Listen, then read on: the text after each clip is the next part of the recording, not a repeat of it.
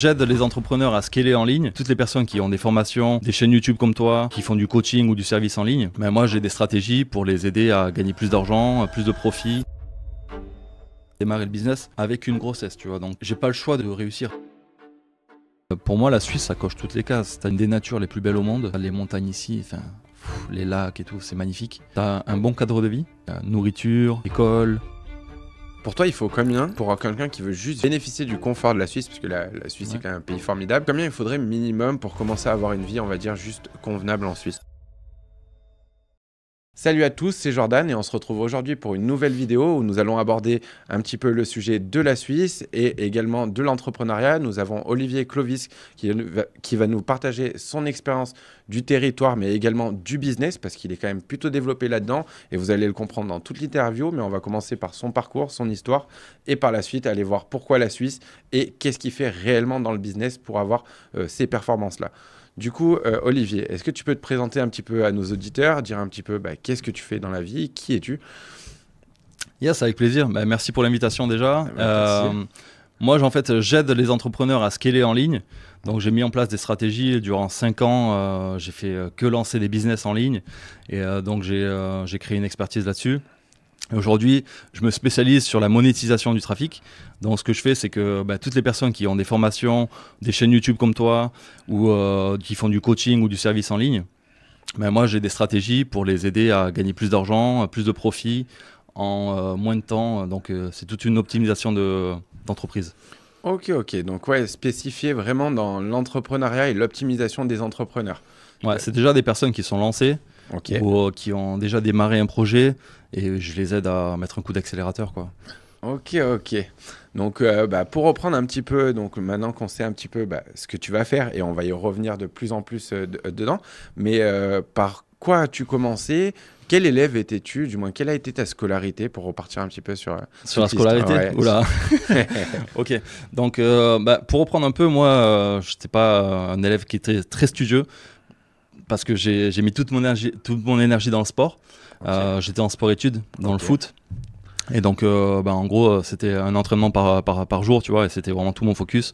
Donc, j'étais dans des classes avec beaucoup de cancres, de personnes qui étaient pas du tout là pour l'école, mais plutôt qui étaient là pour le sport. On était tous là pour le sport. Et donc, moi, j'étais quelqu'un de très actif dans le sport, mais au niveau des études, en fait, je faisais le minimum, quoi. Et j'étais juste à la moyenne, quoi. Ouais, juste à la moyenne au niveau des études. Et du coup, t'as eu ton diplôme là-dedans? Ouais, moi j'ai eu le bac en France. Et puis après, j'ai commencé à faire des petits boulots. Puis j'ai repris les études un peu plus tard. Moi, comme je suis quelqu'un qui est quand même assez introverti dans l'observation, et donc j'ai fait des études de sociologie. C'est l'analyse des groupes humains, quoi. Et j'étais passionné par ça. Et donc voilà, après j'ai eu mon diplôme à l'université, malgré tout. Je pense que c'était quelque chose d'important pour moi, tu vois, dans ma construction identitaire. Et une fois que j'ai eu ça, après ma vie, elle a basculé d'un coup au niveau perso. Et ce qui a fait que j'ai dû me lancer dans le business. Et puis c'est parti, quoi. Ok. Et pour la partie business, est-ce que tu avais peut-être chez tes parents ou dans ton entourage proche des gens qui étaient déjà là-dedans pour que ça vienne comme ça? Ou est-ce que le déclic est venu d'un coup? Ouais, non, pas du tout. En fait, moi, mes parents, ils ont des parcours classiques. J'ai ma mère qui est indépendante, elle est psychothérapeute. Donc il y a cet aspect aussi, tu vois, tu te prends en main, tu gagnes ton pain par toi-même. Sinon mon père est salarié, beaucoup plus focus sur la famille, donc j'avais pas forcément d'entrepreneur dans mon entourage, mais j'ai démarré le business parce que en fait j'avais pas trop le choix, tu vois. C'était une période où j'étais étudiant, j'étais encore à l'université et en fait un jour j'étais à un cours de théâtre et ma femme elle m'appelle, elle me dit il faut que tu viennes absolument maintenant, j'ai quelque chose d'important à te dire. Je rentre chez moi. J'ouvre la porte, ma femme me donne une sorte de boîte, elle me dit tiens, ouvre la boîte. J'ouvre la boîte et j'apprends que je vais devenir père. Et, tu vois, et j'étais pas du tout prêt pour ça en fait. Et donc ça m'a mis un coup derrière la tête en fait. C'est maintenant il faut que tu te bouges, quoi, parce que j'étais étudiant, je faisais des petits jobs à droite à gauche. C'était une époque qui était assez difficile parce qu'il a fallu que Je prépare l'arrivée de l'enfant.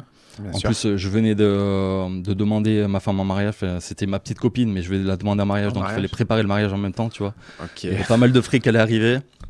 Et moi, j'étais à ce moment-là, j'étais livreur sur une plateforme de livraison, tu vois. Donc je livrais à vélo des sushis, des pizzas, des conneries comme ça. Et donc, en fait, ouais, il fallait que je cravache. Donc pendant cette période-là, en fait, j'allais à l'université le matin, enfin, demi-journée, quoi, pour avoir mon diplôme. Le soir, je faisais des livraisons. Et en parallèle, je lançais des business en ligne, j'essayais de tester des trucs, quoi. Ok, ok. Et alors, du coup, pour cette case de départ entre l'annonce de cette nouvelle et l'envie d'entreprendre, est-ce que tu as été plutôt dans la philosophie de brûler les navires, c'est-à-dire les gens qui disent on arrête de travailler, on se focus sur le business, ou plutôt de te dire j'ai un travail à côté, du moins j'ai des revenus qui se tiennent et je fais Ouais. le side project plutôt comme les En Anglais. fait, moi, la vie m'a mis une leçon d'un coup. J'avais pas le choix, tu vois. C'est pas, j'avais le choix de brûler les navires ou pas. Je pense que c'est difficile en fait. Si je me dis quel conseil tu donnerais à quelqu'un qui veut se lancer, est-ce qu'il doit brûler les navires ou pas, je dirais pas forcément de faire ça, tu vois. C'est des risques quand même en trop. Sauf que c'est vrai que quand tu es dans cette situation, s'il y a des situations de vie qui te marquent et tu peux pas faire autrement, tu vois. Là, moi, j'avais pas le choix, donc il a fallu que je me bouge le cul. Et en fait, ce que je faisais, pour prendre une anecdote, moi, quand je livrais des sushis à des gens, un jour, par exemple, il y avait tu sais, il y avait des jours là où quand il pleut, ils te donnent des primes, tu vois, Ok. parce il y a plein de gens qui veulent pas sortir quand il pleut, par exemple, livrer. Donc moi, à chaque fois qu'il pleuvait, je faisais des journées complètes, tu vois, pour gagner plus. Et un jour, donc j'étais à vélo parce que j'avais pas d'argent pour m'acheter un scooter à cette époque-là. Je livrais des sushis à vélo et je sur mon téléphone, j'ai le nom, tu sais, t'as le nom des clients que tu dois livrer. Et je vois un humoriste assez connu que j'aimais pas trop à l'époque, tu vois, mais donc je sais que je dois le livrer. Et il y avait donc je devais faire un tour de Paris à vélo pour aller le livrer. Donc c'était assez long, tu vois. Et j'arrive chez lui, je toque et je lui dis voilà, enfin en gros, voici votre commande. Et il me dit tu te fous de ma gueule, ça fait 40 minutes que je t'attends, t'as fait exprès de me faire attendre, j'avais un rendez-vous, maintenant à cause de toi je suis en retard. Il me claque la porte au nez, tu vois. Et genre, il n'y a même pas un merci ni rien. Et moi j'étais là, je me suis dit putain, mais c'est ça. Enfin, ma vie, c'est ça. Ma vie ressemble à ça, tu vois. Ça m'a fait une sorte d'électrochoc. Ok. Et je me suis dit, enfin, de toute façon, je suis pas employable parce que j'avais pas les compétences. Enfin, j'avais pas beaucoup de compétences, tu vois, à cette époque-là. Je livre pour gagner de l'argent, pour essayer de mettre de l'argent de côté pour l'arrivée du bébé. J'ai dit, je veux pas de cette vie, c'est terminé. Je commençais à me former pour lancer un business en ligne à ce moment-là, tu vois. Ok. Parce que j'ai eu cet électrochoc et je me suis dit, c'est pas la vie que je veux, quoi. Ok. Donc Ok. il y a parfois, je pense, dans la vie, il y a des moments comme ça où tu dois prendre une direction. Ouais, je ressens un peu la chose, parce que moi, pareil, j'étais salarié à une certaine époque, j'ai eu le décès de ma grand-mère, et puis ça a été mon électrochoc où d'un coup j'ai switch. J'ai quand même toujours gardé une activité pendant très longtemps, et j'en ai plus ou moins une encore à l'heure actuelle dans la finance, mais j'ai été du principe aussi électrochoc, et c'est ça qui a fait prendre la suite des nouvelles à ce niveau-là. Et du coup, alors quand tu as commencé ce chemin entrepreneurial, par quoi tu as commencé? Comment ça s'est passé un petit peu au début? Parce qu'en Ouais. général, on sait que c'est un peu... Ouais, bah, en général, je pense que quand tu démarres, de toute façon, faut pas s'attendre à avoir des résultats de suite. Enfin, dans le business, c'est long, quoi. Il y a plein de choses à apprendre en fait, apprends par des erreurs. Donc moi, j'ai fait beaucoup d'erreurs. J'ai lancé au début. Quand tu lances un business, en général, ça doit être en relation avec ta vie perso. Donc tu vois, tu vas lancer. Là, moi, je vendais des produits en ligne, produits Ok. physiques au début, donc Ok. dropshipping. Ok. Et ce que j'ai fait, c'est que comme je cherchais une poussette à acheter à mon bébé, j'ai commencé à regarder les poussettes et je commençais à bien connaître le marché. Je me suis dit, bon, je pense il y a un truc à faire et tout. Ok. Et je commençais à importer des poussettes et les vendre voilà, sur le bon coin à l'époque, tu vois. Ok. Et donc je fais un peu ça à la mano, machin. Je faisais quelques ventes et un jour, enfin, ça commençait à bien marcher, tu vois. J'ai créé ma marque et je me suis dit, je vais importer un container. Sauf que j'avais pas du tout d'expérience, tu vois. Et je me suis fait accompagner par un gars qui était importateur. Ok. Sauf que je me suis fait un peu arnaquer. Et quand j'avais investi 20 000 euros que j'avais de côté à cette époque-là, c'était juste un peu après la naissance, tu vois, j'avais commencé à carburer un peu plus. Et j'ai tout perdu en fait. J'ai tout perdu mon argent parce que le container, quand il est arrivé, il n'était pas aux normes. Et en fait, tout ce qui est marchandises pour les enfants et tout, c'est hyper normé. C'est pas du tout le truc avec lequel tu dois démarrer une importation, quoi. Donc moi, j'ai fait toutes les erreurs possibles. Après, j'ai lancé des formations. Pareil, il y a plein de trucs qui n'ont pas marché. J'ai perdu beaucoup d'argent en publicité. Et voilà, donc il a fallu que je lance, je sais pas, au moins 10 business différents avant d'avoir un truc qui marche vraiment, tu vois. Ok, ok. Donc toi aussi, tu as cette expérience d'une dizaine de business échoués. Je pense, ouais, t'es obligé. Hein. Ouais, moi j'ai fait les MLM pour commencer, pour démarrer mon aventure. J'avais fait ça. C'est ça en fait qui m'a juste fait comprendre qu'il était possible de faire quelque chose. Parce que à cette époque-là, j'avais cette barrière limitante. Et après, par la suite, j'ai fait du drop aussi pour démarrer. Donc c'est ça qui m'a appris comment créer des sites, du moins un peu tout cette partie marketing. Et j'ai fait des sacs à langer à une certaine époque. Ah ouais, J'avais trouvé une niche, je m'étais dit vas-y, ça peut le faire. Par contre, j'ai pas fait de vente sur cette boutique-là. J'en ai fait sur d'autres, mais pas sur celle-là, et pas mal d'échecs aussi. Mais par contre, c'est vrai que container, stockage et tout.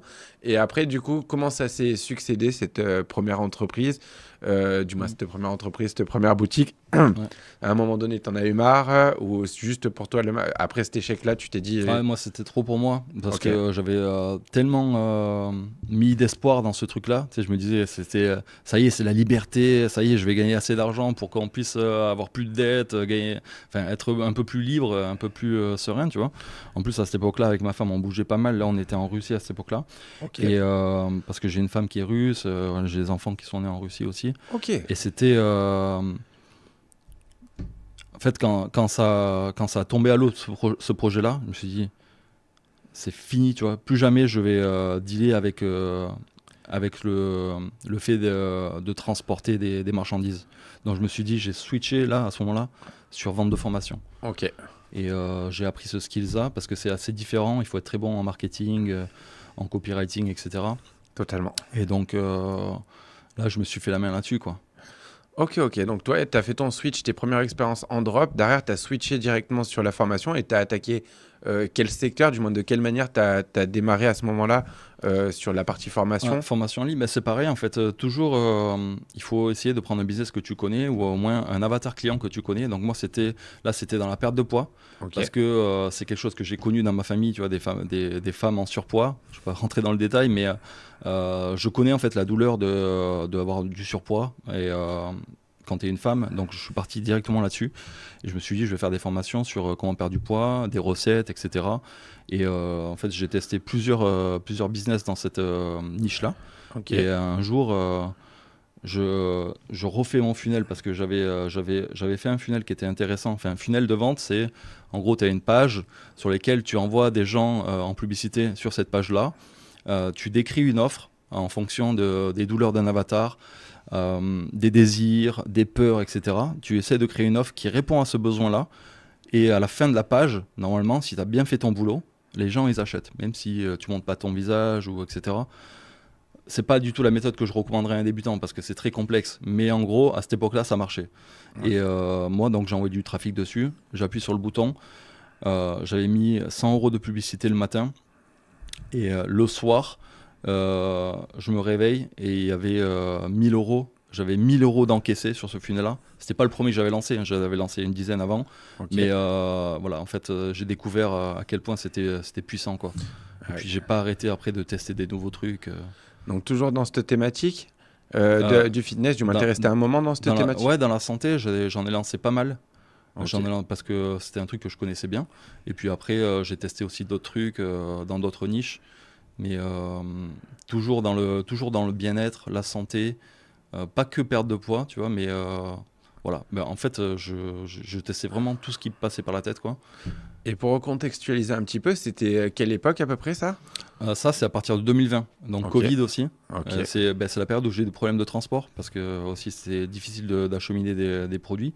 Et donc Covid, j'ai switché formation en ligne, et c'est à partir de 2021 que j'ai commencé à péter. Et j'ai fait un premier mois à plus de 300 000 €. Rien qu'avec des formations comme ça, tu vois, sans montrer mon visage ni rien. Et, donc ce jour-là, c'était, je me rappelle, il y a un jour où j'ai fait une journée à 24 000 €. C'était un nouveau funnel que je venais de lancer. Et j'avais testé plein de trucs et tout. Et là, je mets... petit à petit, tu vois, j'augmente le budget pub, je vois que ça marche de fou et tout. Je me dis, putain, il y a vraiment un truc à faire. Et c'était le jour de mon anniversaire. Je dis, allez, je vais double down le budget. J'avais prévu de mettre 5 000 € de budget sur la journée. Ok. Et je rafraîchis la page le matin, donc en me levant. Tu vois, enfin, le budget, tu prépares la veille. Le matin, en me levant, il était 10 h du matin. Je me réveille.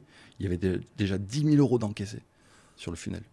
Et je montre à ma femme le truc. Je lui dis, ça y est, ça, c'est notre liberté, quoi. Avec toutes ces années qu'on a galéré et tout, j'ai dit, là, on va rembourser nos dettes.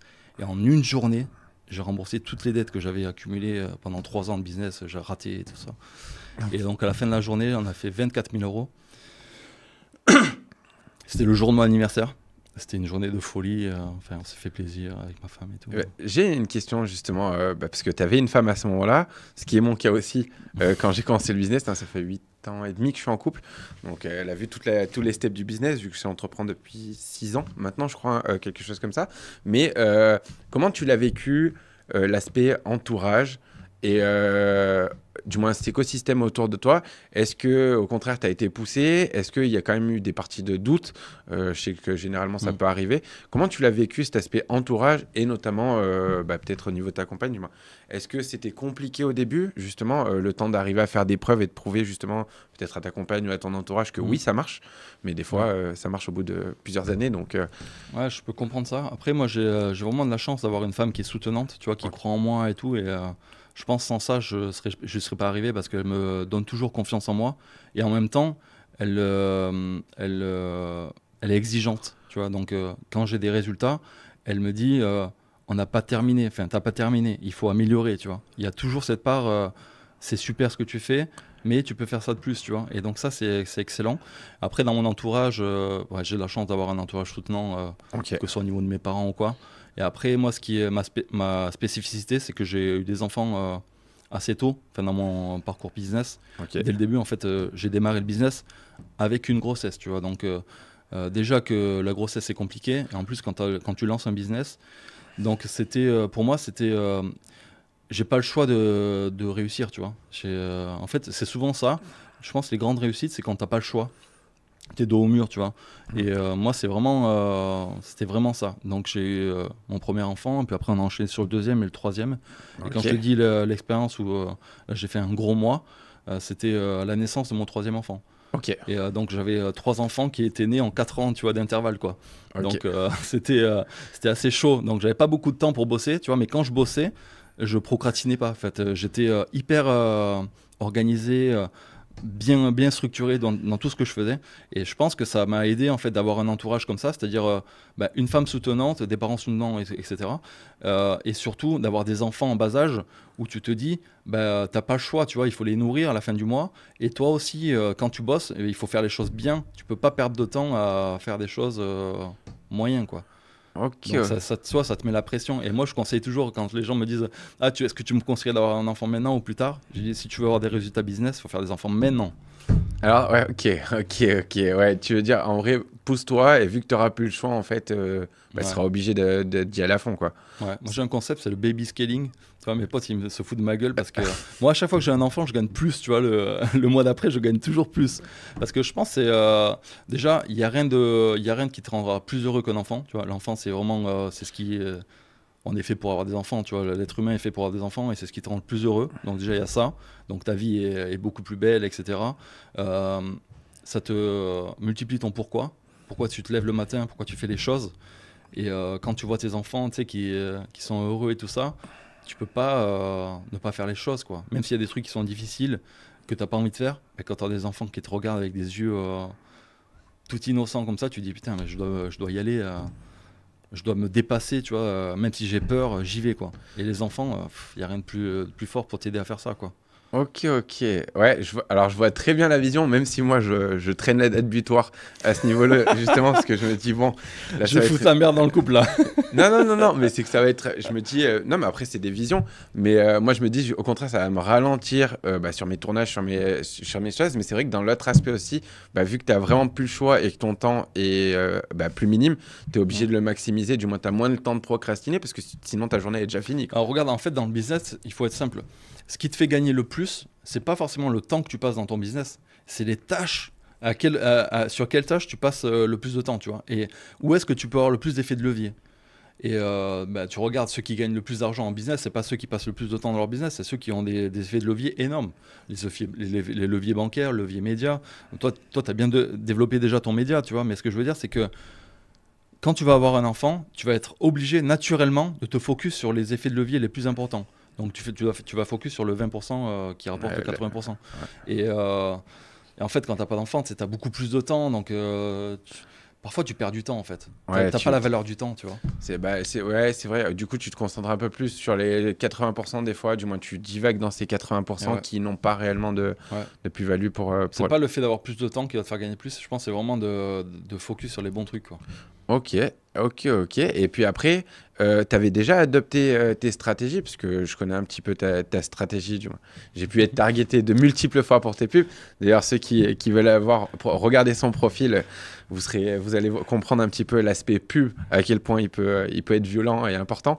Mais tu étais déjà dans le même principe sur tes pubs et ta manière d'aborder les ads. L'organique, ça n'a jamais été ton truc. Comment tu le vois un petit peu? Il y a deux types de catégories de businessmen. Enfin, en tout cas, c'est ce qu'on dit, tu vois. Bon, c'est un peu plus complexe, mais tu as des stéréotypes. Tu as le businessman qui veut aller vite, qui est un peu bourrin et qui va plutôt être focus sur l'acquisition. Et puis tu as le businessman qui va plutôt être step by step. Je construis un bon produit et puis on y va, voilà, tranquille. Et en gros, c'est l'organique et le paid ads. Tu vois. Et ceux qui sont sur le paid ads, en général, ils sont très bons en acquisition. Ils veulent aller vite. Souvent, ils essaient de griller les étapes et ils vont dans un mur.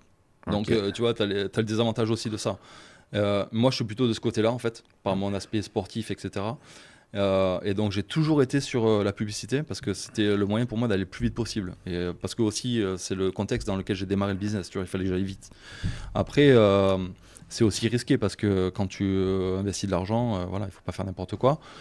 Mais aujourd'hui, je développe l'organique parce que je sais qu'on est dans une période où il y a la crise de confiance. C'est-à-dire les gens, quand ils veulent acheter un produit en ligne, ils veulent être sûrs qu'il n'y a pas d'arnaque derrière. Donc, ils veulent savoir à qui ils ont affaire. Et c'est là que tu dois développer ta personal brand. Donc, je conseille vraiment à tout le monde de développer sa personal brand, de faire de l'organique. Mais quand tu fais de l'organique et que tu ne fais pas de publicité, bah, tu perds énormément d'argent parce que tu as déjà des gens qui te suivent, etc. Mais dans ton organique, c'est pas évident de faire des appels à l'action pour aller acheter ton produit, tu vois. Donc moi, ce que je conseille, c'est que tu fais ton organique tranquille, tu crées du love, de la connexion avec ton audience, et puis avec la publicité, tu leur vends un truc. Donc tu vois, comme ça, ils adorent ton contenu, et en même temps, sur la publicité, boum, tu fais achète mon produit. Donc le tofu, ça serait la création de contenu. Et ce que c'est Mofu Bofu, il me semble. Et la deuxième partie, ça sera plutôt justement les ads qui vont aller convertir dans le tunnel pour les transformer en clients. Tu vois, un truc complet. Au niveau du contenu, moi, comment j'organise la chose, c'est que, après, je suis sur Instagram, même toutes les plateformes, c'est un peu différent, mais j'ai un contenu qui va être plutôt, je vais parler de mes valeurs, ma philosophie, mes croyances, qui je suis, en gros, c'est qui je suis. Après, j'ai un contenu où je vais parler de ma méthode, donc là, ça va être stratégie, ça va être business scaling, la publicité, etc. Je vais parler de tout ce qui est stratégie. Et après, j'ai un contenu où je vais parler de mes résultats, la proof, tu vois. Donc, quand tu as ce combo des trois, c'est un top au niveau du contenu organique. Puis après, tu fais la publicité pour rajouter du trafic payant, tu vois, qui va envoyer direct sur ta page de vente, quoi. Ok. Et t'es dans cette niche, quand tu avais démarré, quand tu étais dans la niche du fitness et de la santé, tu étais déjà sur le principe que tu as à l'heure actuelle, des petits produits pour accroître la confiance. Déjà, pourquoi tu fais cette méthode à l'heure actuellement? Et est-ce que tu y étais déjà à cette période-là? Ouais, moi j'ai toujours démarré avec les petits produits parce que quand je ne montrais pas mon visage, au début c'était vraiment que des petits produits, des funnels optimisés, etc. Ça marchait bien de 2020-2021 parce que le trafic n'était pas très cher comme à l'époque d'aujourd'hui. Et puis en plus, c'était la période Covid, donc ça convertissait super bien. Et tous ceux qui étaient en ligne à cette époque-là se sont gavés. Et donc c'était vraiment une super période. Après, à partir de 2022, c'était beaucoup plus cher, beaucoup plus compliqué de convertir, etc. Un peu, on est rentré déjà dans une période plus compliquée pour ceux qui font de la publicité. Donc, juste vendre un petit produit à moins de 100 €, c'est déjà difficile d'être rentable en ads, même si c'était très bon en conversion. Donc, il fallait ajouter derrière un high ticket. Et moi, c'est à cette époque-là que j'ai créé une plateforme où j'ai recruté des coachs en santé. Donc, une dizaine de coachs sur perte de poids, nutrition et psychologie. Et donc, on faisait rentrer, nous, tous les leads via un low ticket. Donc un petit produit à moins de 50 euros. En Ok. général, c'est plutôt entre 5 et 30 euros. Ok. On fait rentrer les gens là-dedans. À partir du moment où les gens achètent, ça permet de rembourser la publicité. Et après, derrière, nous, on les envoie dans un funnel où on leur propose un accompagnement beaucoup plus personnalisé avec un suivi, un truc vraiment qualitatif, tu vois. Et donc ça, c'est le combo gagnant aujourd'hui parce que la publicité est chère. En plus, les gens, ils ont du mal à acheter du high ticket parce qu'il y a eu beaucoup d'arnaques ces dernières années. Donc il faut créer de la confiance. Et pour créer de la confiance, il n'y a rien de mieux que de vendre un bon produit, tu vois, dans un premier temps. Tu vends un bon produit. Les gens achètent ce truc-là parce que ça vaut pas cher et que c'est un no-brainer pour eux. Ils y vont, ils rentrent dedans, ils voient que tu es une personne de qualité, que tu sais de quoi tu parles, que tu as un bon produit et que s'ils achètent derrière le truc plus cher, ils seront satisfaits aussi, tu vois. Et donc je pense que c'est vraiment le combo gagnant. Aujourd'hui, surtout en 2024-2025, avec la crise de confiance et l'augmentation des budgets pubs, quoi. Ouais. Ok, ok. Bah oui, moi j'avais trouvé justement cette stratégie un peu novatrice que j'en avais pas encore trop entendu parler de gens qui vont sur du low ticket. Après, je trouvais ça super intéressant parce que je vais lancer des ads aussi prochainement et avoir un low ticket qui amortit les ads, puis après mes vraies prestations qui sont plus grandes, mais là qui demandent du temps. Parce qu'en réalité, je pense que c'est ça aussi qui fait tout le prix d'une prestation, c'est le temps accordé à chaque individu que tu dois accompagner. Mais j'ai trouvé ça plutôt vachement cool parce que au moins d'un côté, tu ne perds pas trop de plumes, parce que les ads à l'heure actuelle, si tu envoies sur la VSL, du moins la vidéo de masterclass ou autre, c'est vrai qu'au final, tu as beaucoup de pertes s'ils ne closent pas très bien tes closers au début, etc. Du moins, on y laisse des pièces là-dedans. Et c'est pour ça que tu t'es basé, on va dire, un petit peu sur ce segment de marché. Moi, j'ai essayé aussi cette stratégie classique qui est d'envoyer la publicité directement sur un book call. On appelle ça le funnel book call. En gros, tu as une petite vidéo qui présente le produit ou ta méthode. Et derrière, directement, c'est un rendez-vous avec un closer, quoi. Ou un rendez-vous, tu l'appelles comme tu veux. Mais le problème ici, c'est que si tu n'as pas créé une relation avec ton prospect avant qu'il arrive sur un appel, tu n'auras jamais la vente. Ou c'est rare. Tu vas avoir peut-être 1% des personnes qui seront prêtes à acheter maintenant sans te connaître, tu vois, parce qu'ils ont vraiment un besoin urgent. Mais sinon, la plupart des gens, ils ont besoin de temps, tu vois, ils ont besoin de te connaître, de te faire confiance, être sûr que c'est la bonne méthode pour eux, être sûr que tu vas pas les arnaquer, que tu vas bien les suivre, etc. Et donc ça, quand tu envoies les gens sur un appel comme ça, sans qu'ils soient vraiment chauds, tes closers, ils galèrent. Tu as beaucoup de no-show, tu as beaucoup de non-qualifiés, puis tu as beaucoup de gens qui disent je vais réfléchir parce que je suis pas prêt, quoi. Et donc, il faut avoir une très bonne équipe de vente si tu veux être rentable là-dessus. Ou il faut avoir déjà une grosse audience avec des personnes qui sont déjà chaudes, qui te connaissent, quoi. Okay. Mais sinon, si tu veux faire du cold traffic, donc cold traffic, c'est des personnes qui ne te connaissent pas, qui ne connaissent pas ta solution. Que les envoyer directement sur un call, ce n'est pas la bonne solution. C'est plutôt, il faut les envoyer, soit attendre qu'ils te connaissent, envoyer sur ton trafic organique, soit les envoyer sur un low ticket pour rembourser les ads et puis leur montrer que tu es bon, tu vois. Et après, les envoyer sur un appel, et puis tu perds moins de temps en appel aussi. Ok, ouais, non, mais je vois très bien. Et est-ce que pour toi, justement, là, c'est une question technique, mais qui est intéressante aussi, vu que j'ai déjà un business là-dedans, est-ce que pour toi, il n'y aurait pas un aspect organique qui dirige sur la VSL, tunnel, donc organique VSL, et l'autre côté, ads, low ticket? Ouais, 100%, ouais, tu peux faire les deux. C'est-à-dire le trafic organique, c'est pas du tout le même que le trafic cold qui te connaît pas. Donc tu peux, si tu as un trafic organique, envoyer, après c'est du testing, hein, envoyer directement sur une VSL puis un call. Parce que c'est des gens qui te connaissent, qui te font confiance et tout, donc why not?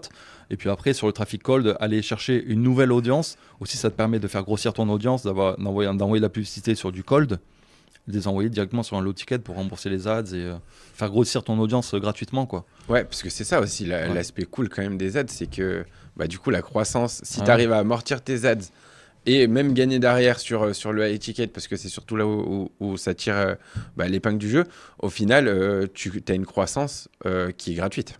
Ah, c'est du trafic gratuit, hein. C'est incroyable. Ouais, parce que là, ton dernier compte, il a bien monté. Ouais, mais moi, c'est simple. Pour prouver que ma méthode marche, je l'ai mis en place sur mon compte. Tu vois, parce que, en fait, moi, j'avais jamais montré mon visage. Pendant toutes ces années, j'avais fait de l'argent en ligne sans montrer mon visage, parce que j'avais toujours recruté des coachs ou lancé des business comme ça. Et donc, je me suis dit en septembre, je me suis dit, ça y est, je lâche tous mes business que j'avais à côté, je lâche tout, parce que je veux me focus vraiment sur moi. Et j'en ai marre de gérer des teams de closers, de machin et tout. Je veux faire un truc hyper simple autour de moi. Et donc là, j'ai dit, je vais tester ma méthode sur moi-même. Comme ça, je vais montrer que ça marche, tu vois. Enfin, je n'étais pas sûr, mais je me suis dit, on va le tester. Et donc j'ai envoyé les ads à partir du 12 septembre. J'ai lancé une formation qui est comment créer ton business avec cette stratégie. Et j'ai dépensé, en moyenne, j'ai dépensé 1 000 € par jour sur 30 jours. Attention, c'est pas de l'argent sorti parce que les gens s'imaginent que j'ai sorti 30 000 € de ma poche. Non, j'ai démarré avec 200 € de budget pour tester. J'ai vu que ça marchait, j'ai augmenté le budget parce que tous les jours il y a de l'argent qui rentre, quoi. En gros, j'ai mis 200 €, il y a 400 € qui rentrent, etc. Et donc sur un budget de 30 000 €, j'ai fait 72 000 € de vente low ticket et derrière 100 000 € de vente high ticket. Donc ça a fait sur un mois 170 000 €. Ok. Et le plus beau dans tout ça, c'est que j'ai créé ma personal brand en un mois. Donc je suis passé de 1000 followers, la plupart c'était des amis, quoi, à 4500 followers sur une niche B2B où on sait qu'un lead il coûte entre 10 et 50 €, quoi.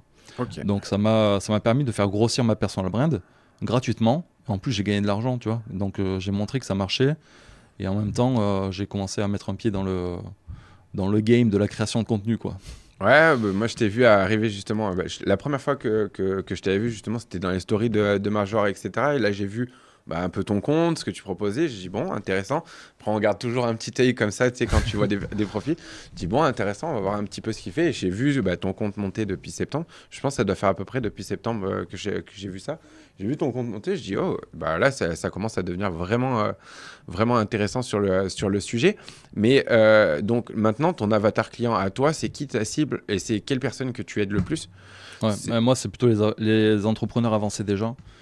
Même si voilà, il y a des débutants qui me suivent parce que j'ai une formation à 14 €. En gros, les débutants, ils peuvent y aller, ils peuvent démarrer leur business comme ça, tu vois. Mais sinon, moi, les personnes que j'accompagne vraiment, c'est des personnes qui ont déjà un business avancé, qui font déjà 10, 20, 30, 50 000 € par mois.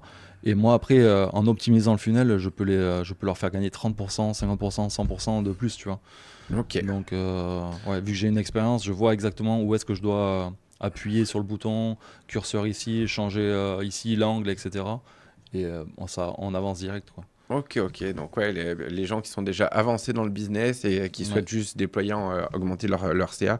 Parce qu'en vrai, en général, de toute façon, c'est ça la grande question après. C'est tu as atteint le premier plafond de verre, maintenant, comment aller chercher les suivants parce que je pense aussi, tu as beaucoup d'entrepreneurs qui ont des problèmes de temps libre parce qu'ils sont sur un mauvais modèle, le modèle dont je parlais avant, tu vois, où ils envoient tout le monde sur un call, donc ils ont des agendas full de call et ils gagnent pas forcément bien leur vie. Donc moi, je viens ajouter de l'automatisation dans le business, du temps libre et du profit. Donc c'est un combo gagnant, quoi. Et après, bon, je fais pas de la magie non plus, tu vois, ça marche pas non plus comme ça, s'il y a du boulot.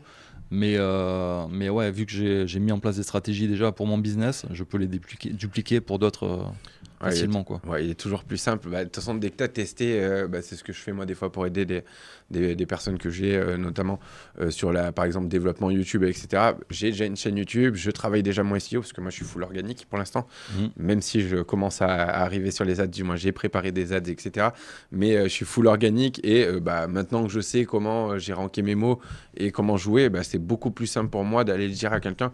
Maintenant, il faut que tu fasses ça pour aller sur YouTube. Si tu veux marcher, il te faut une certaine constance, des mots-clés. C'est toujours plus simple de pratiquer avant de pouvoir émettre. Et puis, dès que tu as déjà tes tunnels, tes trucs, tu peux juste dupliquer, dire bon, voilà, message comme ça, cet endroit-là, du moins, c'est bon. Toi, tu as fait tout le parcours aussi en Suisse, etc., trouver un job et tout ça. C'est pour ça que tu peux l'enseigner aujourd'hui. Totalement. Il y a des coachs aujourd'hui qui enseignent des trucs qu'ils ne savent pas, qu'ils ne maîtrisent pas. Mais le mieux, c'est tu fais le truc toi, comme tu as fait toi, et puis après, tu le transmets, quoi. Ouais. Les gens, ils ont juste à suivre le process. Pour moi, c'est la méthode la plus simple. Et au moins, tu es sûr que la personne, elle a réellement appris ce qu'elle dit, quoi, du moins. Parce que si la personne, elle y connaît vraiment rien, au final, tu vas acheter quelque chose, mais qui sera pompé sur d'autres formateurs ou d'autres personnes qui, eux, ont déjà fait du chiffre. Et eux vont se baser sur les connaissances qu'ils ont appris chez eux. Maintenant, savoir que quelqu'un a fait tous les cursus. Par exemple, là, à l'heure actuelle, j'ai personne sur la création d'entreprise en Suisse. Parce que moi-même, je n'ai pas fini de la créer la mienne. Maintenant, je suis en train de refaire tous les sujets au cadastre, registre des commerces, création de compte, qui m'ont bien embêté. Je vais pas mentir, parce que là, je me suis fait refuser de 2 banques, parce que YouTube, ils aiment pas les banques suisses. Quand tu fais du business en ligne, les gens ils se disent mais c'est quoi ce truc? Ah ouais, bah, je me suis fait refuser par une banque cantonale justement par rapport à ça, parce que je me disais mais alors du coup YouTube, ils vous payent comment? Je dis bah c'est les Google AdSense. Elle me dit mais du coup vous aurez quoi, c'est quoi vos sources de revenus? Alors je lui dis les partenariats. Les partenariats, ils vont être avec des entreprises que suisses ou des entreprises françaises? Je dis bah partenariat, c'est les gens ils m'appellent, ils me disent et puis si leur entreprise me convient et convient à ce que j'ai envie de transmettre à mon audience, parce que j'ai des trucs dans le trading, etc., que je veux pas forcément mettre sur ma page, mais si ça me convient, j'accepte. Donc il peut y avoir de toutes les entreprises, principalement suisses, mais je peux très bien avoir demain un mec aux States. J'ai eu l'entreprise Plot qui m'avait contacté à un moment donné. Bon, ça n'a pas donné de suite, mais je crois qu'ils sont basés aux States, donc on ne sait pas. Et là, l'arrière complet m'a dit bah non, on ne peut pas vous ouvrir un compte entreprise. Ouais, c'est fou. Hein. J'ai dit les gars, vous êtes sérieux? J'ai dit bon, il faut alors du coup, premier, ouvrir un compte, tu vois, mais moi, alors que moi je voulais Locas en premier. Et en Suisse, mais tout ce qui est banquier, comptable, c'est des professions, ils connaissent pas notre métier, quoi. Donc c'est compliqué. Hein. Ouais, je pense de trouver quelqu'un qui soit assez polyvalent sur comprendre l'écosystème digital et vraiment la création d'entreprises sur ces domaines digitales, je pense que ça doit être rare. Hein, ouais, c'est rare, ouais. Je pense sur le marché, ce que j'allais dire. Bah, ceux qui sont spécialisés là-dessus, ils ont quand même un boulevard. Hein. Ah ouais. Et moi, je me rappelle la première fois que je vais voir un banquier pour mon business, quoi. J'habitais dans un village à l'époque en France. Et je vais voir le banquier du village, j'explique un peu ce que je fais et tout. Il me dit mais vous vendez quoi exactement? À l'époque, j'avais une formation sur la méditation. Okay. Donc je lui montre mon site, il me dit ça marche bien ça. Et vous avez fait combien le mois dernier? Tu vois, il me prenait pas au sérieux, quoi. Je lui dis le mois dernier, je sors mon téléphone comme ça, je rafraîchis la page, j'étais à 5 000 € de vente sur la journée, tu vois. Et je lui dis on fait environ 5 000 € de vente par jour. Il me dit 5 000 € par jour? Par mois? Et il était à l'ouest. Genre, lui, ses clients, c'était des vignerons, des farmers, des fermiers, tu vois. Et il était trop sympa, tu vois. Il m'a dit allez, vas-y, let's go, je t'ouvre ton compte et tout. Et il était trop chaud, tu vois. Ah ouais, il s'est chauffé comme ça. Presque, il me disait vas-y, montre-moi comment ça marche ton truc là, sur Internet. C'est le futur. Ah bah ouais, de toute façon, je pense. Et quelle est ta vision d'ailleurs, justement, d'Internet pour toi? Quel a été l'impact d'Internet dans ta vie? Ouais, c'est une bonne question parce que tu sais, parfois j'ai des gens qui viennent en privé, ils me disent putain, c'est compliqué aujourd'hui. Enfin, tu vois, il y a beaucoup de gens qui disent que c'est de plus en plus difficile de vendre la formation en ligne parce qu'il y a plus de concurrents, tu vois. Donc ça s'entend. Après, j'ai envie de remettre les choses un peu, l'église au centre du village. Sans Internet, il n'y avait pas ces opportunités-là, tu vois. À l'époque, je sais pas, il y a ne serait-ce que 20 ans en arrière, on ne pouvait pas juste créer une vidéo sur YouTube, toucher des milliers de personnes, avoir une audience comme ça, des gens qui t'aiment, qui t'envoient des messages de love, qui achètent ta formation. C'est magique, quoi. Si tu te rends compte de ça, Internet, les opportunités que ça a créées, donc c'est de plus en plus facile de créer des business ou même juste je sais pas, de communiquer, tu vois, de trouver un boulot intéressant, tu as plein d'infos. Ah, bah, moi je pense aussi l'impact d'Internet pour moi dans ma vie. Bon, bah, déjà la Suisse a eu un énorme impact dans ma vie parce que bah, c'est ça qui m'a permis de faire le premier step. Parce que pour reparler tout à l'heure du décès, j'ai eu le décès et en premier j'ai entrepris. Numéro 1, c'était le plus rapide. J'étais à Montpellier à cette époque-là, donc j'ai entrepris de suite. Et dans ma tête, à un moment donné, je me suis dit, bon, ok, c'est bien d'entreprendre, mais je me cassais les dents, parce que je me suis cassé les dents une 10-15 fois aussi. Je voulais être influenceur dans le fitness, parce que je faisais beaucoup de sport aussi, du moins. J'en fais encore beaucoup suivant les périodes. J'ai fait fitness, j'ai fait marketing, du moins j'ai fait plein de petits tests, et je me cassais les dents de partout. Et puis là, j'ai dit, bon, on va déjà faire une solution, parce que je voulais le changement. J'ai dit, on va venir travailler en Suisse. On va déjà être sûr qu'il y a un salaire plus haut et une possibilité d'investir et de créer du patrimoine. Et à côté de ça, je vais continuer à me casser les dents jusqu'à temps que ça marche parce que je ne suis pas du genre à abandonner. Ça fait 6 ans. Ça commence à marcher depuis 1 an et demi, 2 ans. Voilà, ça commence juste à sentir, à me dire, bon, là, il y a vraiment un filon, il y a vraiment un truc qui marche. Et du coup, après, c'est juste se former, devenir l'expert le plus gros expert du domaine. Mais je pense aussi que bah, pour beaucoup de profils, oui, c'est plus compliqué qu'en 2019 notamment ou 2016 quand ils vendaient beaucoup dans la formation en ligne. Maintenant, c'est surtout qu'il faut revoir bah, peut-être son positionnement, avoir un positionnement un peu plus affirmé. Mais les gens ont plus de facilité à acheter des formations aussi, du moins, ils ont plus de difficultés et de facilité, mais ils ont plus de facilité dans le sens où ils ont déjà acheté des formations. Donc s'ils sentent que la chose est bonne, ils peuvent acheter. Alors qu'à l'époque, il fallait leur faire comprendre que Monsieur Tout le Monde peut vendre une formation aussi. Et l'impact qu'on peut avoir dans le monde sur du long terme. Pour moi, c'est de plus en plus facile. Il y a rien à dire. Tous ceux qui disent c'était mieux avant, ils savent pas comment c'était avant. Parce que créer une entreprise à 100 ans, il fallait du capital, il n'y avait pas Internet, il fallait se déplacer. C'était une galère. Donc, remettons les choses un peu dans le contexte. Aujourd'hui, oui, il y a de plus en plus de concurrence en ligne, mais aussi la part du gâteau est de plus en plus grosse parce que les gens qui mettent leur CB en ligne, il y en a toujours des nouveaux chaque année. C'est vrai. Chaque année, il y a des nouvelles personnes qui ont plus de 18 ans. Je crois qu'il y a plus d'1 million de personnes par an qui ont 18 ans. Donc le marché il grossit chaque année. Et pareil, il faut se dire, certes, c'est beaucoup plus facile de créer du contenu, de lancer une formation, etc. Parce qu'avec ChatGPT, aujourd'hui, voilà, tu peux avoir des idées beaucoup plus qu'avant. Tu vois. Tu peux aussi, les réseaux sont beaucoup plus développés. Il y a de plus en plus aussi de possibilités parce qu'il y a plein de gens qui sont prêts à acheter des formations qu'il y a 2-3 ans, ils n'étaient pas prêts. Mais voilà, aujourd'hui, ça te demande juste d'être meilleur, quoi. Il n'y a plus de concurrence, il faut être meilleur et voilà. Ouais, il faut être meilleur. De toute façon, je pense que Internet est la seule opportunité, du moins. Si on part de quelqu'un qui n'a pas forcément de métier prédéfini, du moins de grosses compétences. Moi, j'étais dans l'hôtellerie au préalable. Toi, tu disais tu faisais des livraisons et tu avais le fitness aussi, du moins les diplômes là-dedans. Mais si tu n'as pas forcément de gros diplômes, et encore que les gros diplômes, ils ont un plafond de verre au-dessus, mais tu peux pas évoluer vraiment dans le salariat. Du moins, il y a un moment donné où ça va être très compliqué ou très long. Du moins, il va falloir faire des cursus continus ou en VAE. Et Internet est la seule, pour moi, opportunité où tu peux vraiment... Alors, ça peut être très rapide si tu es talentueux, du moins ça, personne ne le sait. Si tu es Messi ou si tu es Cristiano, du moins. Si tu n'as pas besoin de travailler que ça marche ou si tu as besoin de travailler dur pour que ça marche. Mais dans tous les cas, ça marche, ça finit par marcher dans les deux cas. Mais je pense qu'Internet est la seule possibilité qui te dit vraiment, là, maintenant, tu as une possibilité d'aller chercher 10, 20, 30, 50, 100. Il n'y aura pas de limite. Ah, c'est fou. Hein. Et puis en plus, par exemple, moi, je sais que je suis beaucoup en organique. Ça me permet que si demain, je veux ouvrir une chaîne de restaurant, notamment avec ma mère, ou des choses comme ça, en fait, je peux utiliser tout ce que j'ai pour aller avoir les premiers clients dans ce business-là. Donc, ça peut faire décoller le moindre des projets annexes que tu as plus rapidement aussi par la suite. Ah, c'est clair. Je pense que pour moi, c'est un des plus beaux capitaux, c'est de créer une audience. C'est pour ça que je me suis mis en avant sur les réseaux, parce que je me dis, avoir une audience aujourd'hui, c'est ce qu'il y a de plus antifragile. Parce que quoi que tu fasses, les gens vont te suivre, parce que les gens qui t'aiment, qui ont créé une relation avec toi, ils vont continuer à te suivre pendant des années, quoi. Donc créer ça, je pense que ça a vraiment beaucoup de valeur aujourd'hui et ça va l'avoir encore plus tard dans les années à venir, quoi. Parce qu'aujourd'hui, ce qu'on voit aussi, c'est qu'il y a une tendance, les entreprises, personne ne suit le compte d'une entreprise sur Instagram, tu vois. Les gens suivent des personnes, ils suivent des personnalités, ils suivent des histoires, ils suivent des... Donc ils vont s'attacher à toi, mais ils vont pas s'attacher à une entreprise. Donc toi, si après tu crées une entreprise derrière, tu vas avoir déjà une audience, déjà des clients, comme tu dis, c'est déjà un pied dans la porte. Tu drives ton entreprise un peu comme l'a fait Bourbon avec Feed. Du moins, en final, tu as un gros personal brand qui, lui, s'est imposé, mais on sait que c'est le patron de cette entreprise, donc ça drive l'entreprise avec.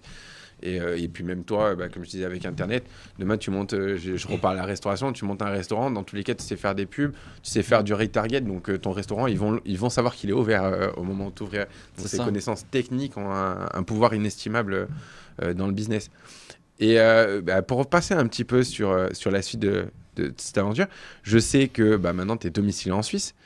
Comment s'est passée cette transition ? Comment t'en es arrivé à te dire je vais aller habiter en Suisse déjà, est-ce que tu es frontalier aux résidents pour décontextualiser un petit peu moi je suis résident, donc j'habite en Suisse depuis cette année. Et j'ai 3 enfants, une femme, et nous on cherchait un pays avec un cadre de vie de qualité. Et donc on s'est dit, on a regardé un peu, parce qu'on a la chance d'être sur Internet, donc on pouvait un peu choisir les pays. Et pour moi la Suisse, vraiment ça coche toutes les cases, c'est-à-dire que il y a une des natures les plus belles au monde. Tu regardes les montagnes ici, les lacs et tout, c'est magnifique. Tu as un bon cadre de vie, c'est-à-dire nourriture, école, euh, structure de santé, il y a tout. En fait, pour moi, ça coche vraiment toutes les cases. Après, il y a le coût de la vie qui est un peu élevé.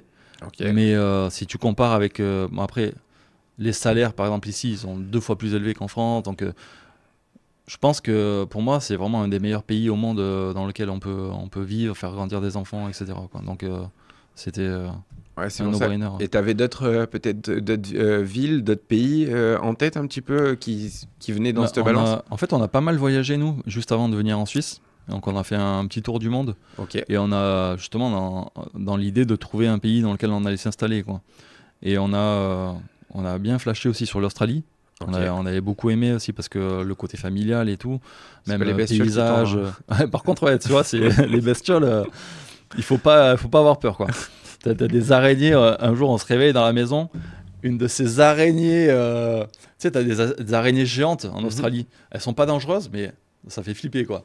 Puis après, t'as tout ce qui est aussi les serpents. Enfin, voilà, quoi. Moi, je brûle la maison. Je vois l'araignée géante. Tu Ah sais, ouais, comme c'est la ce qu'ils font, gamine, là, les le mème. Australiens. Donc c'est avec l'aspirateur. Tu prends l'aspirateur et tu aspires le truc, quoi. Et c'est des trucs. Donc voilà. Donc l'Australie, on a mis de côté. Du coup, on s'est dit, on veut survivre, tu vois. Et ici, t'as pas ce genre de problème. Non, c'est vrai ouais, que t'as pas. Et comment ça s'est passé un petit peu? Parce que c'est bien de venir habiter en Suisse, mais déjà, donc ça veut dire que tu avais déjà une entreprise en France à ce moment-là? Ouais. Donc moi, bah oui, j'avais l'entreprise en France. Nous, on n'a pas fait France-Suisse. On est passé par la Lettonie. Ok. On a vécu en Lettonie. J'avais mon business là-bas. Et puis après, on a souhaité changer à un pays un peu moins froid, tu vois. Et donc moi, j'ai quelques amis aussi qui sont ici.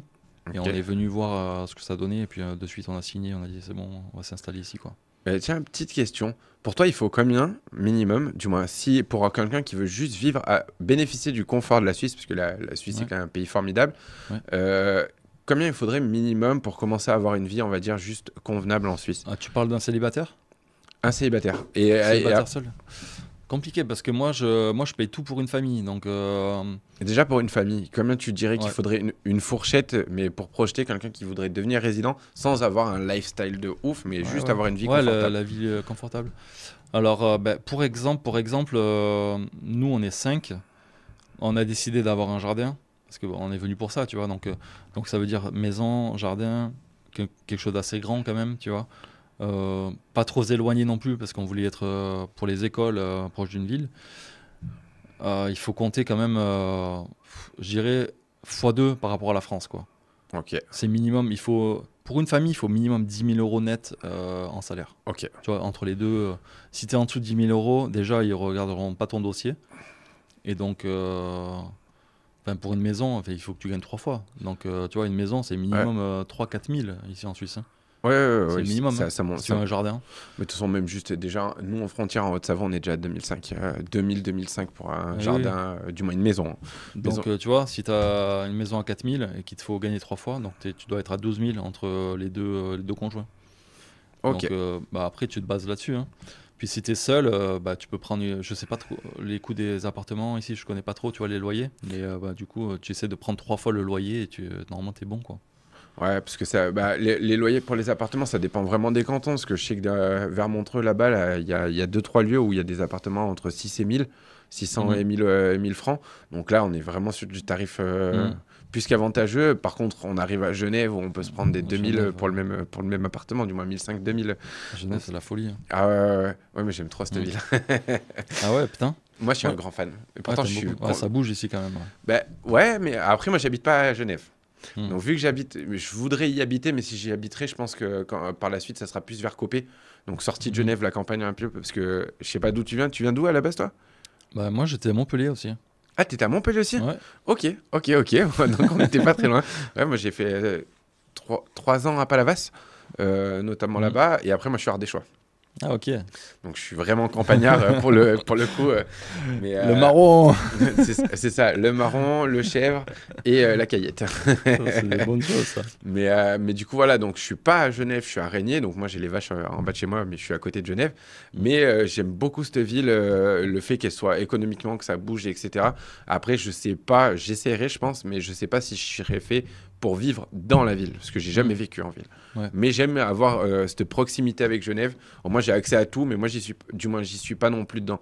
Genre Copé, pour moi, la sortie là-bas, ou Creux de Gento, tout ça, c'est très campagne, mais tu es quand même très rapidement à Genève, et là, tu resteras en Suisse avec les avantages de la Suisse, parce que je pense qu'à terme, je finirai aussi, je pense que quand j'aurai les enfants, je finirai aussi par venir en Suisse, juste par le principe. Ouais, franchement, ouais. Et comment ça s'est passé un petit peu, ce switch justement avec les enfants, l'intégration peut-être aux écoles, la recherche d'appartements, du moins un petit peu comment ça s'est passé, parce que je sais qu'il y a beaucoup de personnes sur la chaîne, parce qu'il y a beaucoup de frontaliers, mais il y a aussi beaucoup de gens qui, dans mes abonnés, dans mes clients, même en fiscalité, qui finissent par habiter sur le territoire suisse, soit de par des contraintes des employeurs, parce que j'ai des clients qui ont des employeurs, ils ont demandé une domiciliation en Suisse pour des postes assez qualifiés, et d'autres pas forcément, mais qui envisagent, ils se disent, bon, bah, canton de Vaud, par exemple, on se pose la question, on est en France, on est imposé en France, donc le barème taux marginal d'imposition français, on est en Suisse, imposé en Suisse avec les optimisations suisses. Donc il y en a beaucoup qui commencent à y cogiter. Donc comment ça s'est passé pour toi,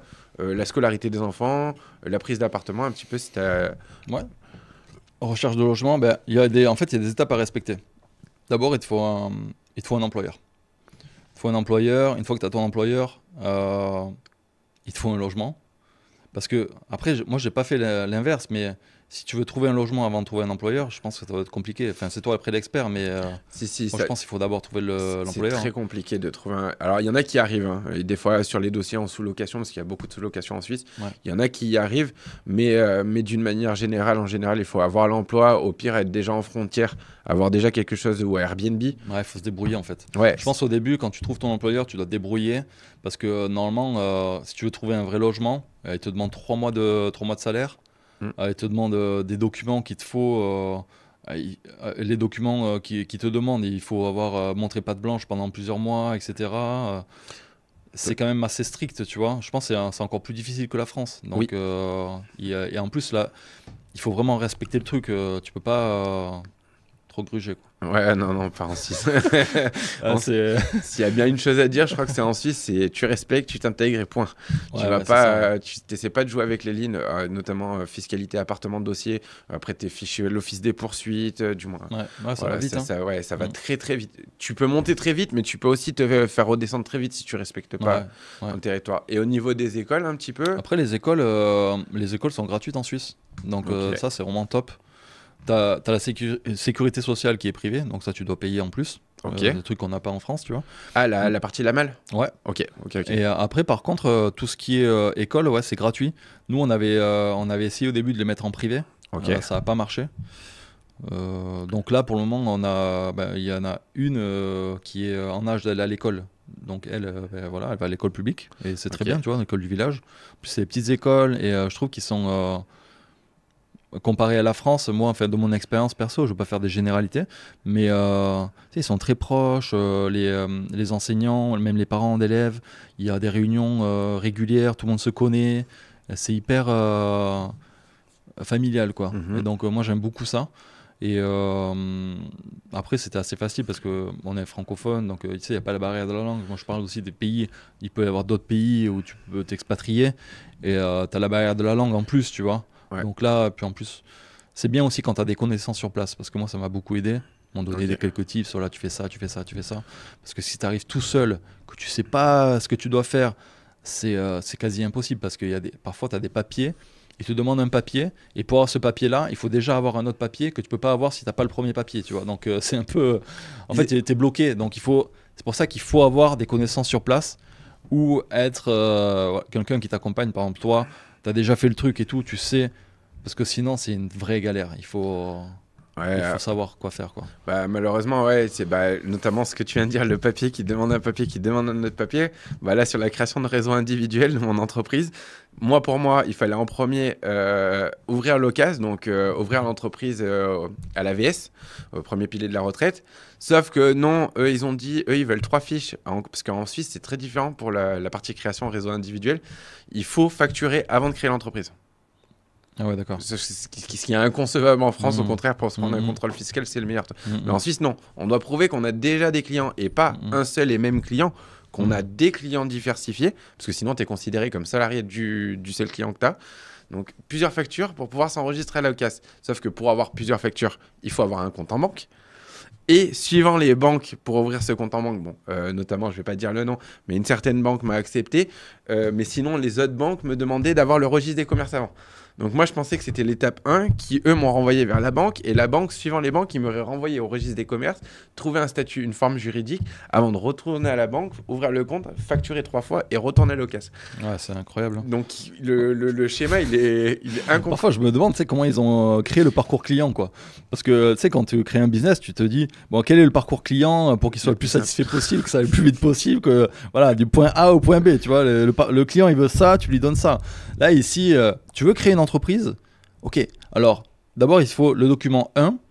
Et pour avoir le document 1, il te faut le document 2. Mais pour le document 2, il te faut le document 1, tu vois. Donc, ils ont, je sais pas, ils ont dessiné ça avec les pieds ou il y a un problème, tu vois. Mais non, c'est pas top. Hein. Non, il y a des trucs comme ça, ouais, où ils sont pas vraiment encore au point. Mais bon, du moins, il y a tellement d'avantages, par exemple, sur la fiscalité des entreprises, quand tu vois en France le poids d'une entreprise, notamment, tu l'as eu, moi je l'ai aussi, le poids des cotisations, le poids des taxes en France, il est vraiment... En fait, pour moi, du moins tu me diras ce que tu en penses aussi, mais pour moi, la France, malheureusement, dans l'entrepreneuriat, te freine drastiquement parce qu'au final, si demain tu as quelqu'un, un concurrent qui soit en Suisse et qui l'optimise en Suisse, parce que la Suisse coûte plus cher que Dubaï ou que Malte, mais qui soit en Suisse, qui l'optimise, donc là il va avoir un équivalent de Dubaï, etc., en déduisant ses charges, ou qui soit, tu as le même concurrent en France, en fait, celui de Suisse, s'ils font le même chiffre, celui de Suisse, il va optimiser, ou celui de Dubaï, il va employer des salariés, pendant que l'autre, il va payer des impôts et des cotisations. Sauf que si on fait le résultat 5 ans plus tard, il y en a un, il a toute une équipe autour de lui, donc il a une entreprise qui est exponentielle, alors que l'autre, il a juste été freiné par les cotisations et les impôts. Ah, c'est sûr. Hein. Ah, c'est un malheur ce qui se passe en France. Parce qu'il y a un gros problème de dette. Et la seule moyen de rembourser la dette, c'est de taxer plus au lieu de créer plus de valeur, tu vois. Et c'est un cercle vicieux qui ça pourra pas changer tant qu'on n'aura pas compris que le monde a changé, qu'on est dans une économie digitale et qu'il y aura de plus en plus de business qui seront digitaux, qui pourront s'expatrier. Et donc, si t'es pas compétitif au niveau mondial, c'est terminé pour toi. Surtout que moi, ce que je trouve dommage en plus sur ce point-là, c'est que peut-être qu'en France, justement, il y a trop d'impôts. D'ailleurs, la flat tax qui veulent passer à 33%, donc encore augmenter de 3% la flat tax, qui est quasiment sur la plupart des investissements qu'on peut faire, immobilier, crypto, bourse, tout ce que tu veux, on prend la flat tax. Ils veulent l'augmenter encore. Mais le problème qu'il y a, c'est que vaut mieux prendre 1% d'un Bernard Arnault, de 200 milliards, du moins pour donner l'anecdote, qu'au final lui dire, ah bah non, tu vas prendre 15, 20, 30%, et du coup il se barre, il l'a domicilié au Delaware, et puis basta, donc dans tous les cas, il ne paiera pas sa holding, elle sera là-bas, il va payer que sur les revenus qu'il va se verser en tant que salaire, si sa résidence fiscale est en France. Et la problématique, c'est que je pense qu'à force de trop imposer, on est en train de perdre toutes les licornes qu'on pourrait avoir en France, toutes les grandes entreprises. Du coup, à un moment donné, on va en arriver à...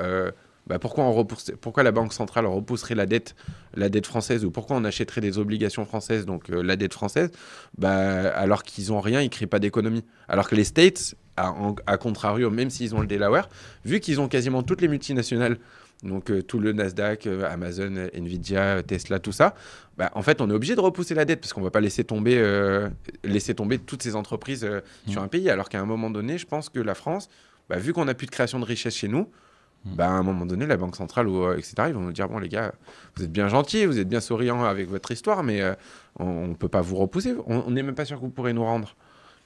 Ah, c'est malheureux.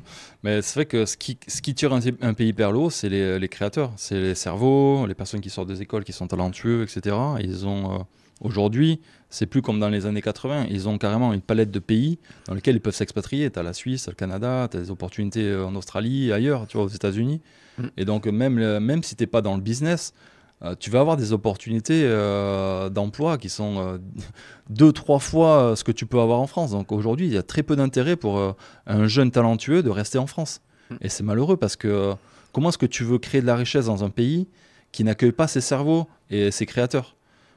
Et quand tu veux créer pareil, un business, que tu es talentueux, tu veux lancer ton entreprise, on te met déjà des bâtons dans les roues très rapidement en France. Alors qu'on pourrait, par exemple, je sais pas, pendant les 3 premières années, que tu puisses employer sans charge sociale, que tu puisses avoir des impôts réduits, tu sais, pour t'aider à te lancer, quoi. Parce que si dès le début, tu es taxé au maximum, parce qu'en plus, en France, c'est les petites entreprises qui sont taxées le plus. Parce qu'après, quand tu commences à optimiser, que tu as plus de 50 employés, etc., bah, tu es sur un autre game, tu vois, tu payes plus d'impôts, tu optimises parce que tu as des avocats, tu as les moyens. Ouais, bah oui, tu as plusieurs filiales à l'étranger. Ouais, bah, tu fais les holdings à l'étranger. Quand tu es un petit employeur, t'as pas le choix, tu payes tout plein pot, quoi. Déjà celui-là, le petit employeur, et puis le régime micro en France qui est catastrophique, du moins sur le bénéfice, du moins payer les cotisations sur le chiffre d'affaires. Tu peux rien déduire. C'est horrible. Faut créer une autre, parce que j'ai créé tous mes réseaux là-dessus, mais c'est horrible parce que tout ce que je gagnais, en fait, je le passais dans mes prestataires, parce que bah, mon but à moi, c'est pas de gagner plus, vu que à côté, j'ai encore un autre travail. Mais c'était de pouvoir développer au maximum l'entreprise. Et en fait, tu es freiné parce que tu passes tout dans les cotisations. Ouais, tu travailles pour rien, finalement. Ouais, c'est ça que je trouve un peu dommage sur ce déploiement. Et donc maintenant, ça fait combien de temps que tu es arrivé en Suisse, toi? Là, ça fait depuis le début de l'année. Ok, depuis le début d'année. Et comment tu vis cette nouvelle vie? Bah, franchement, super. Après, tu as le syndrome du nouvel arrivant. Quand tu arrives, tu vois tout ce qui est beau, etc. Et puis après, petit à petit, tu commences à avoir des avantages. Mais dans l'ensemble, oui, c'est vraiment satisfaisant, quoi. Tu es dans un cadre de vie, c'est calme. Les Suisses, ils sont respectueux, ils respectent les règles. Il y a des règles, elles sont claires. Tu suis le truc, tu es quand même bien accueilli. Tous les Suisses qui nous ont accueillis avec leur accent suisse, ils sont trop marrants. Enfin, franchement, c'est sympa. Parce que toi, t'es où exactement? Nous, on est dans la région de Montreux. Ok, dans la région de Montreux. Ok. Donc oui, déjà l'accent, il se prononce plus là-bas. Ouais, c'est vrai. Parce que juste à côté, tu as le Valais. Et les accents là-bas, c'est chantant. Complètement. Mais du coup, ouais, donc très accueillant. Au niveau de la sécurité, du coup, je pense que ouais, c'est excellent. Je sais pas comment ils ont fait, tu vois, pour créer un pays au milieu de l'Europe. Je sais pas. Ils n'ont pas d'accès à la mer. Ils peuvent pas faire de culture comme en France, etc. Il n'y a pas beaucoup d'avantages ici, au niveau géographique. Et ils ont réussi à créer un pays. Le cadre de vie, il est exceptionnel, quoi. Ouais. Il y a des avantages, mais après, ils ont été smart, je pense, dans leur manière de concevoir aussi les administrations. C'est-à-dire, tout est fait pour que le citoyen ait son mot à dire dans tout ce qu'il y a, il est entendu, tu vois. Donc, tu sais, la démocratie locale, ici, marche super bien. Elle est incroyable. Et les gens, ils ont vraiment l'impression, tu sais, de bâtir leur pays, quoi. Je pense que ça, c'est hyper important, parce que quand tu mets beaucoup de limites entre le dirigeant et le citoyen, au final, le citoyen se dit rien à foutre, de toute façon, il m'écoute pas, tu vois. Donc, autant que j'essaie de gruger, quoi. Alors qu'ici, tu sais, le premier qui respecte pas les règles, même si tu tombes pas ton gazon pendant 2 semaines, bah, tu peux avoir des problèmes, quoi. Donc, il faut. En fait, ça t'oblige à être responsable de ta vie et responsable même de ton village, quoi. Moi, je sais que j'aime bien prendre l'exemple en Suisse pour dire le fait que c'est strict au niveau des règles. C'est, par exemple, les amendes, que ça soit voiture ou TPG, parce que ici, les radars, ils aiment bien changer très vite les limitations, mais que ça soit amende, voiture ou TPG, si tu rembourses pas et qu'ils doublent, du moins, tu sais, ils font les surprimes, mais que tu rembourses pas, si un jour ils t'attrapent à la frontière en train de traverser ou en tant que résident suisse dans la Suisse, ils te foutent en prison. Et chaque jour de prison, je crois que c'est à peu près 100 francs de rembourser. Mais en gros, pour une amende de TPG de tram, tu vas en prison. Et déjà, ça plie un petit peu aux règles. C'est que tu vas pas jouer au con, même si t'es jeune, tu vas pas pouvoir jouer éternellement, parce qu'il y a un moment donné, tu vas prendre du ferme pour une histoire qui était minime. Mais d'un côté, ça cadre aussi. C'est comme les amendes, hein, tu en prends 2-3. Moi, je sais que la première année, je me suis fait avoiner. J'ai pris des amendes. En plus, ils ont mis un moment à me les envoyer, parce qu'à la base, ils t'envoient la première, tu te calmes. Moi, ils m'en ont envoyé 9 d'un coup. Et donc, du coup, là, je dis, ok, bon, je travaille pas pour ça, tu vois. Du moins, c'est pas l'objectif. L'objectif, d'un coup, tu deviens un citoyen un modèle. Bah ouais, c'est ça. Mais je sais pas, ouais, comment ils ont C'est un fait système qui est fait pour que les gens bossent, travaillent, voilà, Ouais. respectent le truc, quoi. Et bah, justement, en parlant de ça, mais qu'est-ce que tu as pu remarquer en différence, que ce soit en mentalité, en culture, mais entre ta transition en France et en Suisse? Est-ce que tu as remarqué des choses qui étaient différentes dans les deux pays, des façons de voir peut-être différentes? Ouais, forcément, c'est pas la même mentalité, hein. On est quand même assez proches. Je dirais qu'on est cousins, quoi, français et suisse. Il y a une certaine familiarité, mais les différences marquantes, laisse-moi chercher. Moi, je dirais c'est le respect des règles. Ils s'attendent à ce que tu respectes les règles et ils s'en foutent. En fait, ils vont pas te courir après. Par exemple, un truc hyper intéressant, on a mis nos enfants dans tous les clubs possibles. Il y a beaucoup de clubs ici, artistiques, tu sais, théâtre, même un club architecture. Ok. Et donc, tu mets tes enfants, enfin, tu es inscrit, tu vois, tu envoies un email, tu es inscrit et tout, tu mets tes enfants et tu n'envoies pas de facture. En fait, tu sais, ils n'ont pas peur que tu ne payes pas le truc. En France, tu sais, avant d'arriver, déjà, tu dois tout payer, quoi. Tu dois payer ta licence de foot et tout, je me rappelle, tu sais, tu payes tout en avance, sinon tu peux même pas accéder à l'entraînement, quoi. Donc ici, tu fais ton truc pendant plusieurs mois, tu accèdes aux cours, machin et tout ça, et puis après, ils t'envoient le trimestre. Ok. Et donc, tu sais, ça, c'est... Ouais, c'est on se différent. fait confiance, quoi. Ouais. On se fait confiance, tu viens, on t'accueille, et on attend de toi que... Enfin, on s'attend pas à ce que tu respectes pas, en fait. Et je pense que c'est hyper beau parce que même quand tu élèves des enfants, le meilleur moyen de les élever, c'est de leur faire confiance, tu vois. De ne pas, les traiter comme s'ils allaient ne pas respecter ce que tu dis, tu vois. Inconsciemment, tu fais en sorte qu'ils respectent les règles. Et en fait, en Suisse, c'est un peu construit comme ça. Ils s'attendent à ce que tu respectes le truc et ils te font confiance. Comme tu disais, là, si tu attrapes que tu respectes pas les règles, ils vont t'avoiner. Mais ils vont pas... en fait, ils vont pas te courir après, etc. C'est un jour, ils t'attrapent, là, ils t'avoinent. Ouais, ouais, Et, non, ils te courent pas trop après. Après, ils montent dans les offices des poursuites. Ils sont pas à courir derrière. Et puis même, je pense que les règles ont été faites dans le principe d'intégration et de respect. Par exemple, bon, moi, j'ai pas réussi à trouver, mais j'avais retrouvé mon porte-monnaie une fois. Mais par exemple, ici, il y a un truc. Alors, je sais pas s'il y a ça en France, mais à mon avis, on doit pas retrouver grand-chose. Mais le principe des objets trouvés en Suisse. Mais genre, on trouve vraiment des objets, du moins, Ouais. c'est pas, tu perds ton téléphone en soirée ou quoi que ce soit, tu vas retrouver ton téléphone, il est fort probable. c'est fou. Dans 90% des cas, tu vas le retrouver. Moi, personnellement, j'ai fait partie des 10%, donc je l'ai pas retrouvé. J'avais retrouvé mon porte-monnaie une fois, mais genre, j'étais étonné quand je suis allé voir pour retrouver mon téléphone, le nombre de téléphones que les gens ramenaient, de sacs Hermès, de montres, de vraiment, tu laisses ça en France n'importe où. Ça a disparu depuis longtemps. Ouais, le niveau de sécurité, de respect des objets aussi. Même, Mais- tu vois, les structures, les bancs ou tu sais, les chaises qui sont laissées dehors et tout ça, les gens respectent, quoi. Ouais. Et encore plus, je pense, dans la Suisse profonde. Du moins, plus tu recules dans la Suisse et tu es plus dans le limitrophe France parce que malheureusement, c'est quand même un peu vrai, mais Genève, en grande partie, c'est une mentalité française. Il y a des Suisses, il y a des vrais Suisses. On peut pas dire que les Zurichois vont dire non, c'est pas des Suisses, c'est des Français. Non, il y a des vrais Suisses. Maintenant, on sent quand même que plus tu te recules dans la Suisse, plus la mentalité change et plus c'est encore plus intégré, notamment traverser un feu rouge à Genève. Il y en a plein qui le font. Par exemple, à Zurich, je sais que c'est intransigeant. Tu te fais allumer de suite là-dessus parce que eux, c'est vraiment respect des règles. C'est le côté allemand aussi. Ouais. C'est ça. Là, c'est ultra cadré. Et tu penses que du coup, les Suisses, ils sont accueillants quand tu deviens résident? Ouais, moi je trouve, ouais. Ouais, pour toi, ils sont accueillants quand tu... Ouais. Moi, j'ai vraiment. J'avais des amis qui m'ont dit voilà, fais gaffe et tous les Suisses, il faut vraiment montrer patte blanche quand tu arrives et tout ça.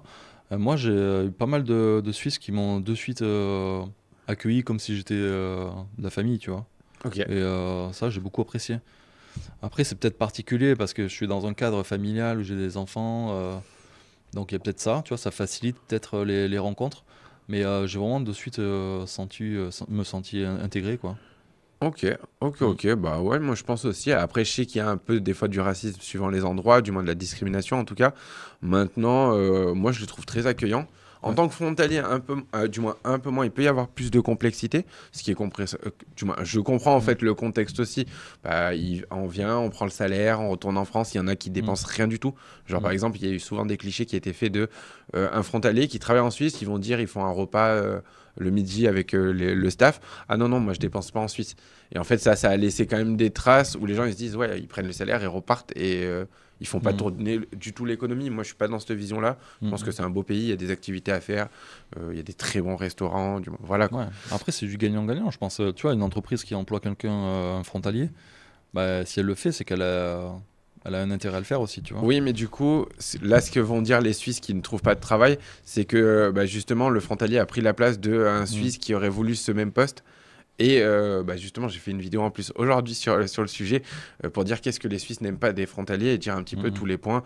Justement, eux, ils vont me dire que ils privilégient des frontaliers parce que n'ayant pas connaissance de leur salaire ou ayant des coûts de la vie plus faibles, et du coup, ils peuvent se permettre d'accepter peut-être un 4 000 alors que le Suisse, au même poste, il devrait accepter 5 000. Et du coup, soit le Suisse, il est obligé d'accepter 4 000 pour se faire embaucher, soit il est obligé de refuser l'opportunité d'emploi qui sera prise par un frontalier. Ah ouais. Et ça crée un peu des disparités, ce qui peut être compréhensible d'un côté aussi dans la vision. Maintenant, malheureusement, c'est comme ça dans tous les pays. C'est le marché, ouais, il y a des frontières partout. Ouais. Du moins, c'est ça. En France, c'était l'immigration, du moins plutôt du Maghreb. En Suisse, c'est plutôt la France qui est arrivée, qui est venue là-dessus. Maintenant, malheureusement, c'est un marché. Dans tous les cas, un employeur, s'il n'a pas de restrictions, parce qu'en réalité, on dit c'est l'employé, oui, mais l'employé, c'est normal qu'il cherche du travail et qu'il veut changer. L'employeur, il pourrait très bien avoir soit une baisse des cotisations sur les Suisses, soit une obligation peut-être ou quelque chose de faire passer à profil équivalent un Suisse en amont pour faire, parce que je reste quand même dans cette philosophie-là, c'est que si tu as 2 profils équivalents, malheureusement, tu es obligé, du moins pour moi, dans la logique, tu dois embaucher le Suisse, parce que c'est lui qui fait tourner l'économie du pays. Si demain, plus personne fait tourner la Suisse, pour moi, c'est un pays qui va descendre, et au final, on va se retrouver comme peut-être à ce qu'on reproche de la France, on va le retrouver en Suisse, et du coup, on va aller où? En Australie, au Canada, du moins. Moi, je disais, il y a, en Suisse, le système bancaire est organisé pour faire venir des investissements de l'étranger. Donc du coup, je pense que c'est un gros pilier de l'économie suisse. Oui, et justement, alors donc sur ce point-là, oui, il y a le fait que justement, il y avait le secret bancaire qui a à moitié sauté, sauf pour les moins de 100 000, mais il y a également la valeur refuge du franc suisse en lui-même. C'est-à-dire qu'à l'heure actuelle, un franc suisse vaut cher. La valeur est quand même considérée mondialement. Donc, en fait, venir mettre son argent en Suisse et à la limite le convertir en francs suisses, c'est également sécuriser son actif, sécuriser son patrimoine. Et ça, c'est reconnu dans le monde entier. Je sais qu'à une certaine époque, alors je ne pourrais pas dire l'époque exacte, mais par exemple, la France, pour sécuriser leurs euros, en fait, ils les envoyaient en Suisse. Donc, ils convertissaient leurs euros en francs suisses et ils le stockaient pendant peut-être 5 ans pour le rendre à la France. Mais genre, s'ils donnaient 100 000, on va dire l'équivalent euro-franc suisse, que la monnaie elle était à la parité, mais s'ils donnaient 100 000, on leur rendrait 95. Parce qu'ils étaient tellement sûrs que le franc suisse ne perde pas de valeur qu'ils pouvaient se dire, vous venez chez nous, on vous rend un peu moins, mais vous êtes quand même gagnant parce que vous êtes sûr que la monnaie ne bougera pas. Ce qui n'est pas vraiment le cas de l'euro, vu que l'euro, malheureusement... Tu peux ajuster le curseur. Non, c'est vrai, c'est vraiment la grosse puissance de la Suisse, c'est la stabilité. Et c'est vrai que tu le vois dans les Suisses, ils sont... émotionnellement, ils sont stables. Tu vois, ils sont... Ok. Ouais, pas le feu là. C'est ça. Ils sont comme ça, quoi. Ah ouais, ils sont très très calmes. Puis après, je pense, toi, au niveau de la scolarité, tu le verras encore plus par la suite.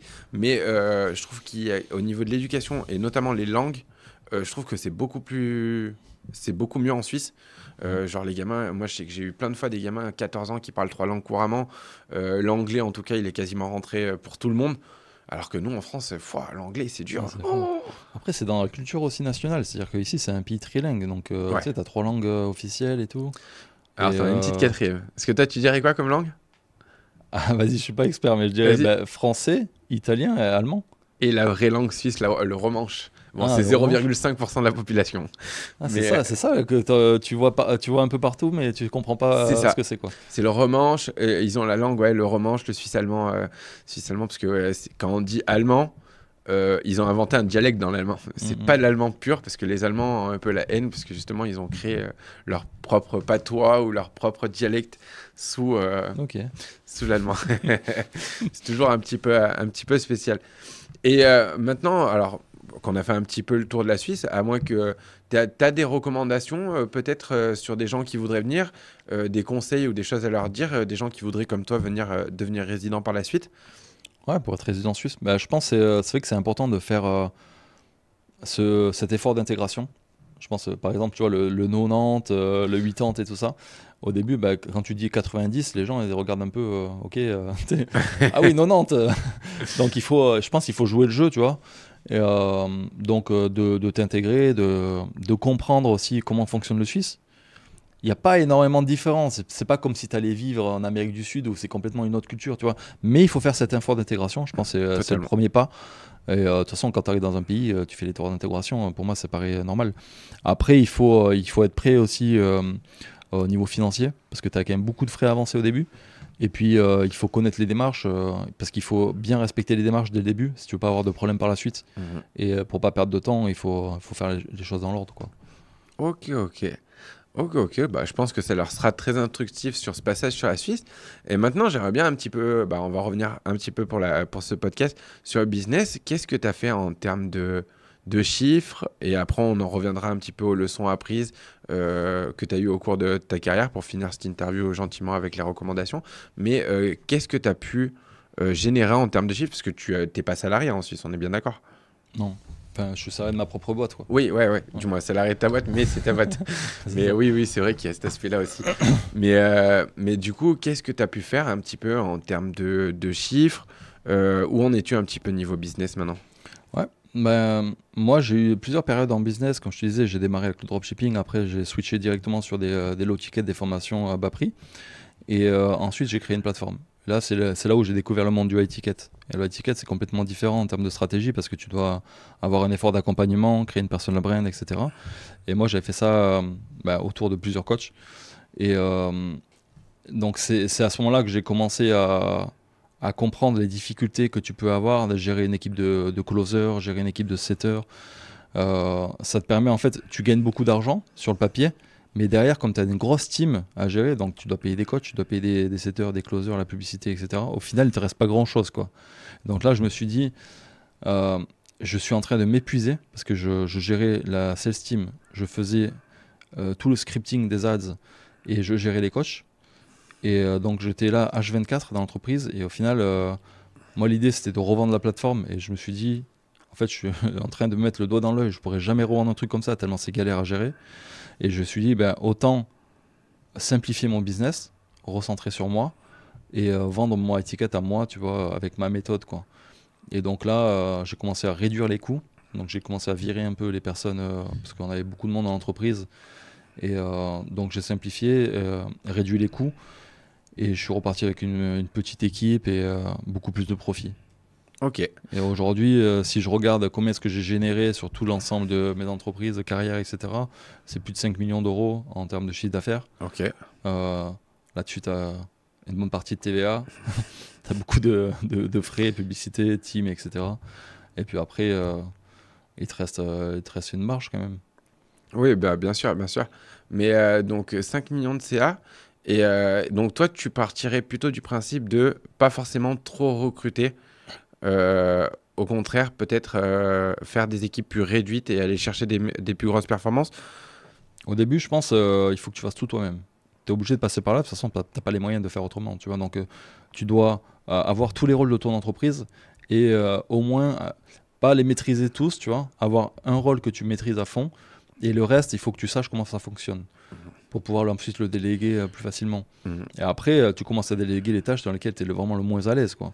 Donc, typiquement, ça va être la compta, les services après-vente. Après, si tu n'es pas à l'aise sur la gestion des publicités, bah, tu prends quelqu'un qui gère ça. Et puis, petit à petit, tu délègues les trucs qui te font le plus chier, quoi, Ouais, ouais, qui ouais. rapportent le moins dans ton entreprise. Moi, j'ai délégué le montage dès que j'ai démarré. Ah, le montage, putain, j'avais pas pensé à ça, mais ouais, t'es Ah, obligé. Ça prend beaucoup de temps, quoi. ça prend beaucoup de temps et je pense que le fait de... Bah, par exemple, là, aujourd'hui, on tourne ensemble. Je l'envoie au monteur. Il le monte. Je dois checker. Donc après, je Mm. regarde 2 heures de vidéo. Puis il faut chapitrer en même temps. Je dois faire toute la description SEO sur YouTube. Donc il y a tous ces steps où déjà je m'entends en boucle, en boucle, en boucle. Parce que Mm. si le monteur, il me fait un retour qui est bon, généralement, il y a un deuxième retour qui est fait. Et suivant le retour que j'ai sur le deuxième, si c'est 2-3 cuts, par exemple, sur des podcasts, bah après, je le refais moi-même sur le dernier visionnage. Mais si je dois monter la vidéo complètement moi-même, je dois me réécouter seconde par seconde pour faire tous les cuts correctement, du moins, voilà, tout entendre correctement. Et en fait, tu t'écoutes 10 fois. Mais du coup, quand la vidéo, elle sort, déjà, j'en suis pas loin, moi, à l'heure actuelle. Mais si en plus je montais, quand la vidéo sort, toi, tu l'apprécies plus, la vidéo. Je suis content de la proposer. Mais genre, moi, c'est bon, je l'ai trop entendu, cette vidéo. Elle a trop tourné dans la tête. Donc, le monteur, ça a été un des points.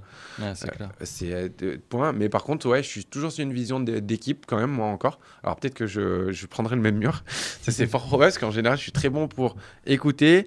Alors l'avantage, c'est quand j'écoute des gens qui disent une méthode genre moins recrutée et peut-être plus optimisée, je prends le mur, mais je rebondis de suite. Mais t'as combien d'équipes aujourd'hui?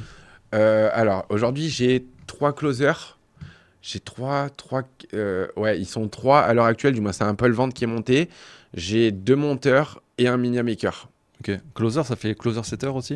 Non. Prise de rendez-vous? Non. Ou t'as Non, un non. setter en plus? Eux, ils closent, ils sont juste sur... Après, c'est en cours de montage. Et ça fait 3 mois qu'on est sur ce système-là. Donc là, on est en train de le développer. Et ça marche plutôt bien, du moins, c'est progressif en tout cas. Donc non, j'ai pas encore les setters.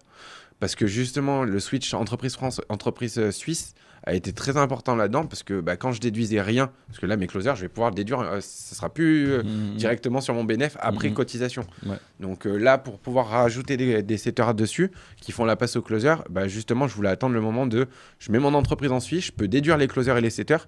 Et à ce moment-là, j'aurai plus de bénéfices aussi. Donc... Ouais, ou alors tu formes les closers au setting aussi, c'est un truc qui peut être intéressant. Mais le truc, c'est que, bon, ok, tu as 3 closers, tu as 2 monteurs, mais en soi, ça dépend le volume que tu as d'appels. Ce qu'il faut pour avoir des bons closers, c'est toi-même être un bon closer, ou au moins avoir les bonnes bases, tu vois. Parce que après, si tu délègues un truc sur la vente, je peux comprendre que c'est difficile la vente. C'est pas forcément facile pour tout le monde. Même moi, tu vois, moi je suis plutôt un profil introverti, dans l'écoute, etc. Et quand il s'agit de closer des gens et tout, c'est pas évident. Donc c'est pas naturellement ma force. Mais quand il s'agit après de recruter quelqu'un, il faut que tu puisses lui donner des retours sur ce qu'il fait. Comme par exemple quand tu fais des retours à ton monteur, tu vois, tu sais ce que c'est, qui doit changer, tout ça. Et en fait, la sales team, c'est vraiment le cœur de l'entreprise, c'est-à-dire c'est là qui génère le plus de revenus, quoi. Donc si tu envoies des rendez-vous à des closers qui font le job à moitié, parce que les closers, tu sais, ils ont les vendeurs, en fait, ils ont des pics émotionnels. C'est-à-dire un jour, ils sont au top, le lendemain, ils sont down sous la couverture, tu vois. Donc il faut toujours, en fait, les motiver et leur faire des retours pour qu'ils soient toujours au top. Et c'est pas évident. Alors, Il faut avoir je pense au début il faut démarrer avec un gars de confiance, tu vois, qui est hyper bon, qui connaît exactement ton business, et puis après petit à petit tu ouvres. Bah, moi justement le process c'est qu'il y en a un qui avait démarré, qui a pris toutes les objections, avec qui je m'entends, et qui lui après a formé 3, du moins il a fait tous les enregistrements d'appels, etc., pour aller conseiller les 3 qui sont arrivés par la suite. Parce que lui, justement, il était là vraiment pour prendre toutes les objections, valider. Et puis, tu sentais son niveau qui était différent. Les mecs, ils arrivaient, ils avaient payé la prestation, ils arrivaient, ils étaient ravis de collaborer avec moi. Et puis, bah, moi, j'étais ravi aussi maintenant de faire mon taf, aller tout optimiser, la fiscalité, les CV, du moins, aller jusqu'aux prises de poste. Pour l'instant, on a un très beau taux de succès, donc c'est incroyable. Ah, c'est incroyable. Mais c'est quoi le parcours le client quand il rentre chez toi, la promesse et le résultat final? Alors, le parcours, donc, bah, comme je t'ai dit, VSL, ils y vont, ils ont la possibilité de remplir un formulaire et là, ils sont recontactés par le pôle accompagnement closing. Donc, eux vont faire le point sur la situation, voir s'ils sont de l'Union européenne, parce que s'ils ne le sont pas, ils disqualifient. Il y a quelques critères disqualifiants, disons, s'ils ne peuvent pas venir travailler en Suisse ou qu'ils n'ont pas un minimum de fonds pour commencer cette aventure. Et à ce moment-là, donc là, il va y avoir la partie closing. Et quand ils ont été closés, à la suite de ça, ils vont commencer à avoir un premier mail où là, ils réservent un rendez-vous avec moi, en général entre 5 et 7 jours après. Donc, ils ont leur rendez-vous planifié avec moi. Là, on refait le point ensemble. Je crée le fichier client. Qui ils sont, qu'est-ce qu'ils sont leurs objectifs, est-ce qu'ils veulent travailler en Suisse maintenant, demain ou après-demain, parce que j'ai des clients. La promesse, c'est en moins de 90 jours. Pour trouver un job en Suisse. Pour trouver un job en Suisse. Ok. Et pour l'instant, la stat, je crois qu'on est... Alors, on n'a pas fait des gros volumes, ça fait 2-3 mois, mais on est sur 70-80% de succès pour l'instant.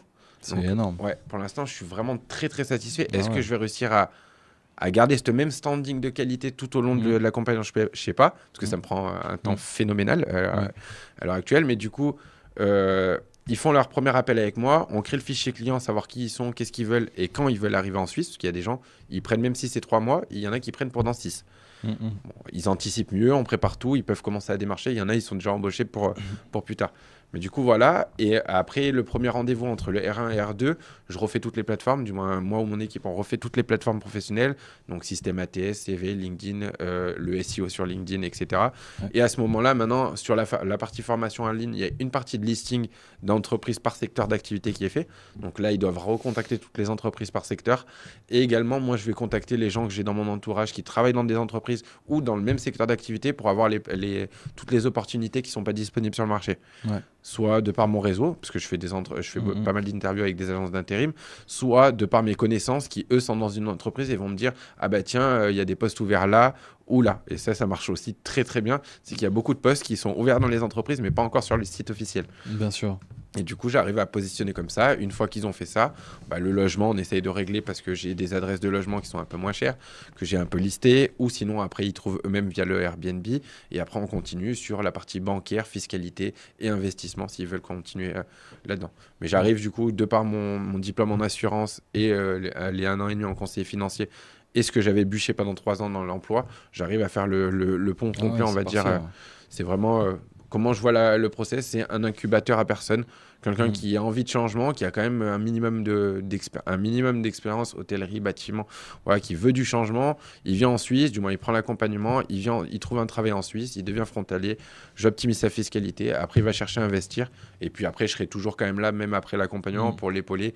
S'il veut un contact, je développe mon réseau assez vite, donc s'il veut un contact dans l'IMO ou dans Hut, je serai en mesure d'avoir les partenaires autour.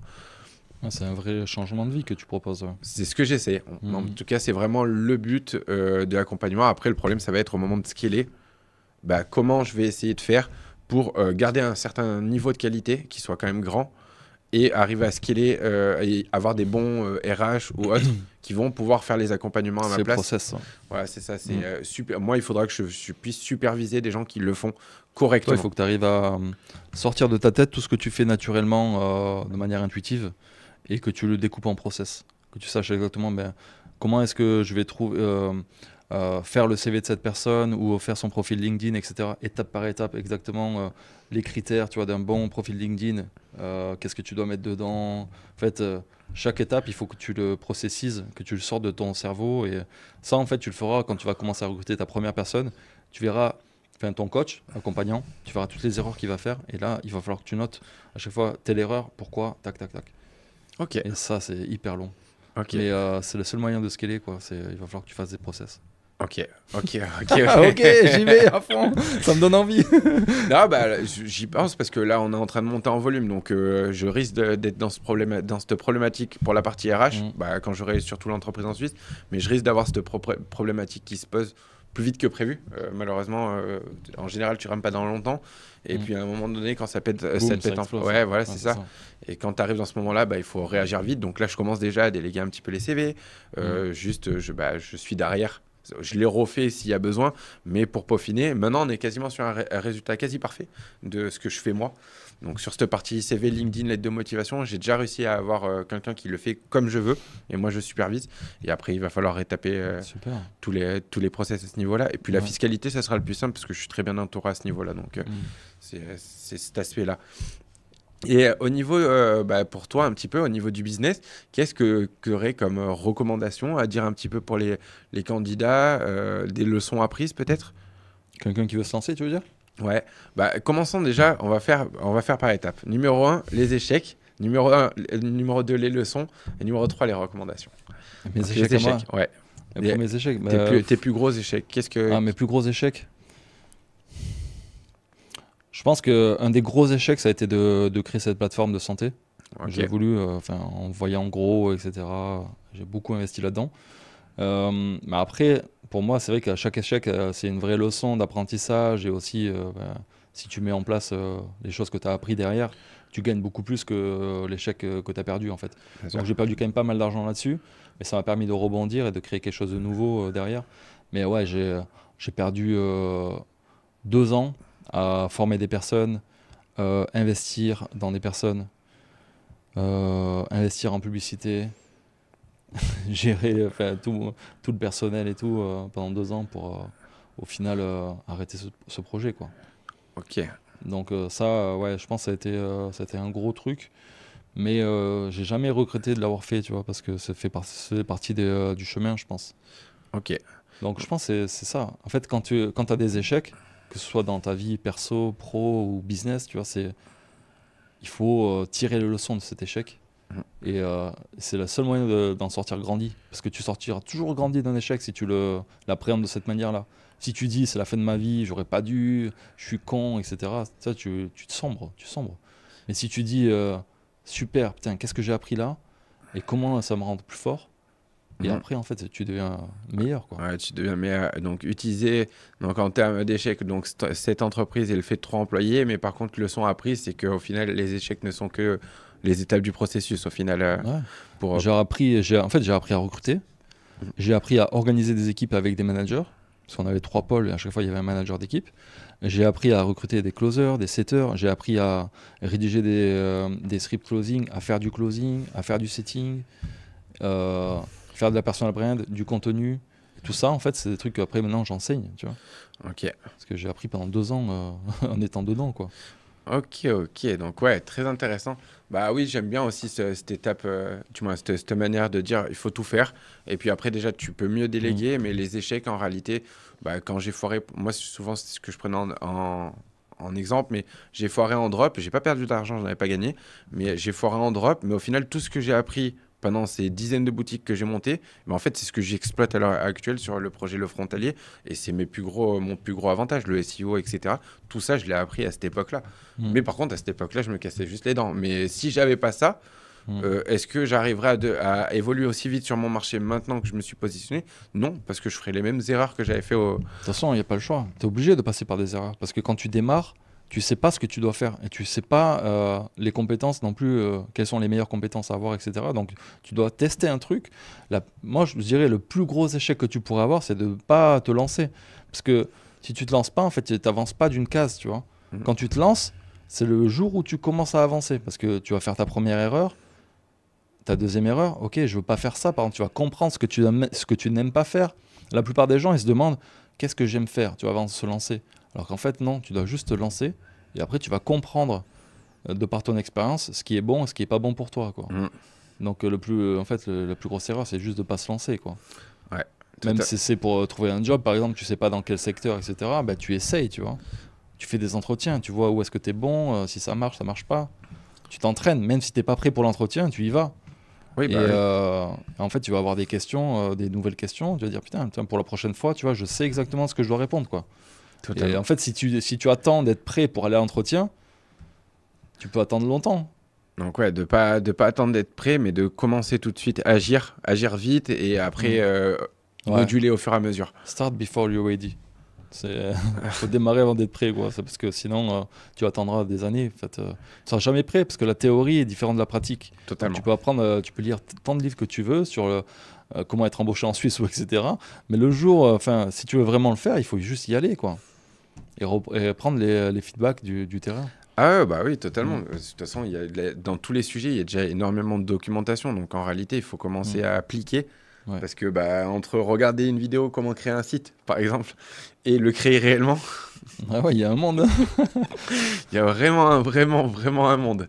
Je me souviens, bah, c'était regarder une vidéo de quelqu'un qui dit comment faire un truc comme ça, bah, notamment les sites, les ads aussi, c'est le même délire. La vidéo, elle dure 10 minutes, toi, tu la mets en application sur 10 heures. C'est ça. Ah, vous avez juste à cliquer là, là, là, et puis c'est bon. Quand tu cliques, Et il y a un truc qui voilà. apparaît. Ouais, Merde, tiens, c'est quoi le et bordel. après, il y a erreur, le truc, il veut pas partir. J'ai tout, j'ai tout delete, merde. Ah ouais, non, il y avait des trucs infernaux à ce niveau-là. Et si tu pouvais nous donner un petit peu, alors, des recommandations que tu auras à faire à des gens qui veulent entreprendre, plutôt sur l'entrepreneuriat, est-ce que, hormis peut-être commencer sur de la création, toi, tu leur dirais quoi si vous voulez démarrer, quelqu'un qui veut démarrer son entreprise entrepreneur, notamment en frontalier, résident ou toute personne qui regarderait cette vidéo, il veut se lancer dans l'entrepreneuriat, il ne sait pas vraiment par où commencer, qu'est-ce que tu lui dirais peut-être Ouais, ça. Moi, je dirais déjà le premier truc, c'est d'apprendre, enfin, de savoir qui tu es. Tu vois, en fonction de ta personnalité, en fait, tu vas lancer un business différent.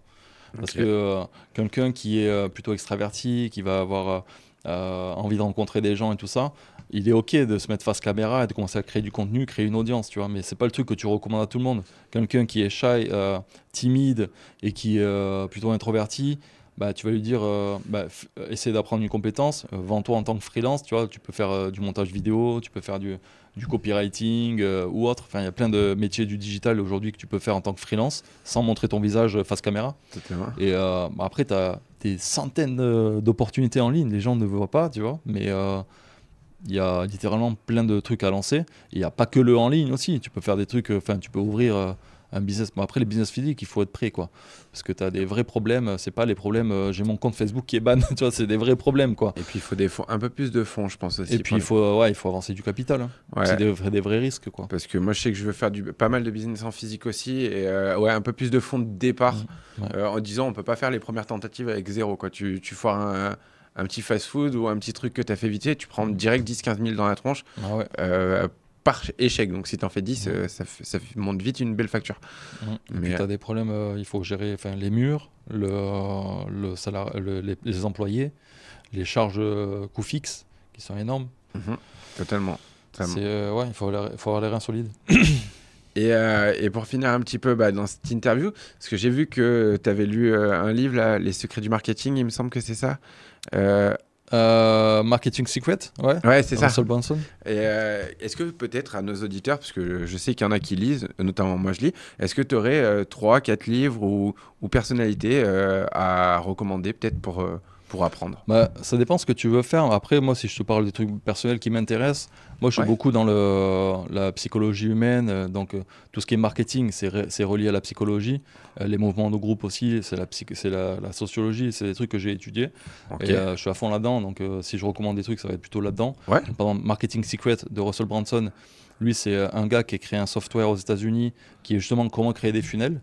Ça Ok. s'appelle ClickFunnels, c'est le fondateur de ClickFunnels. J'adore Ah ce mec. ok, Ouais. d'accord. Et, tu vois, son entreprise est vachement connue. Et c'est une entreprise qui fait 100 millions par an sur du software, donc c'est énorme. Et il a démarré sans capital. Et ce que j'aime bien aussi chez lui, c'est qu'il a 5 enfants. Tu vois, donc il a créé son entreprise avec 5 enfants. Et enfin, moi, ça me parle parce que je suis axé famille. Et du coup, tous ceux qui disent, ouais, tu peux pas créer une entreprise quand tu as d'enfants, c'est un frein, etc. Non. Et donc j'aime bien cet homme. Donc après il a écrit plein de livres sur le marketing. C'est un génie de marketing. Donc Ok. là par exemple Marketing Secret, c'est comment créer un funnel, les étapes, etc. C'est un truc qui m'inspire beaucoup. Donc Ok. c'est très pratique. Si ceux qui parlent anglais par contre n'est pas traduit. Ah, il est pas traduit? Non.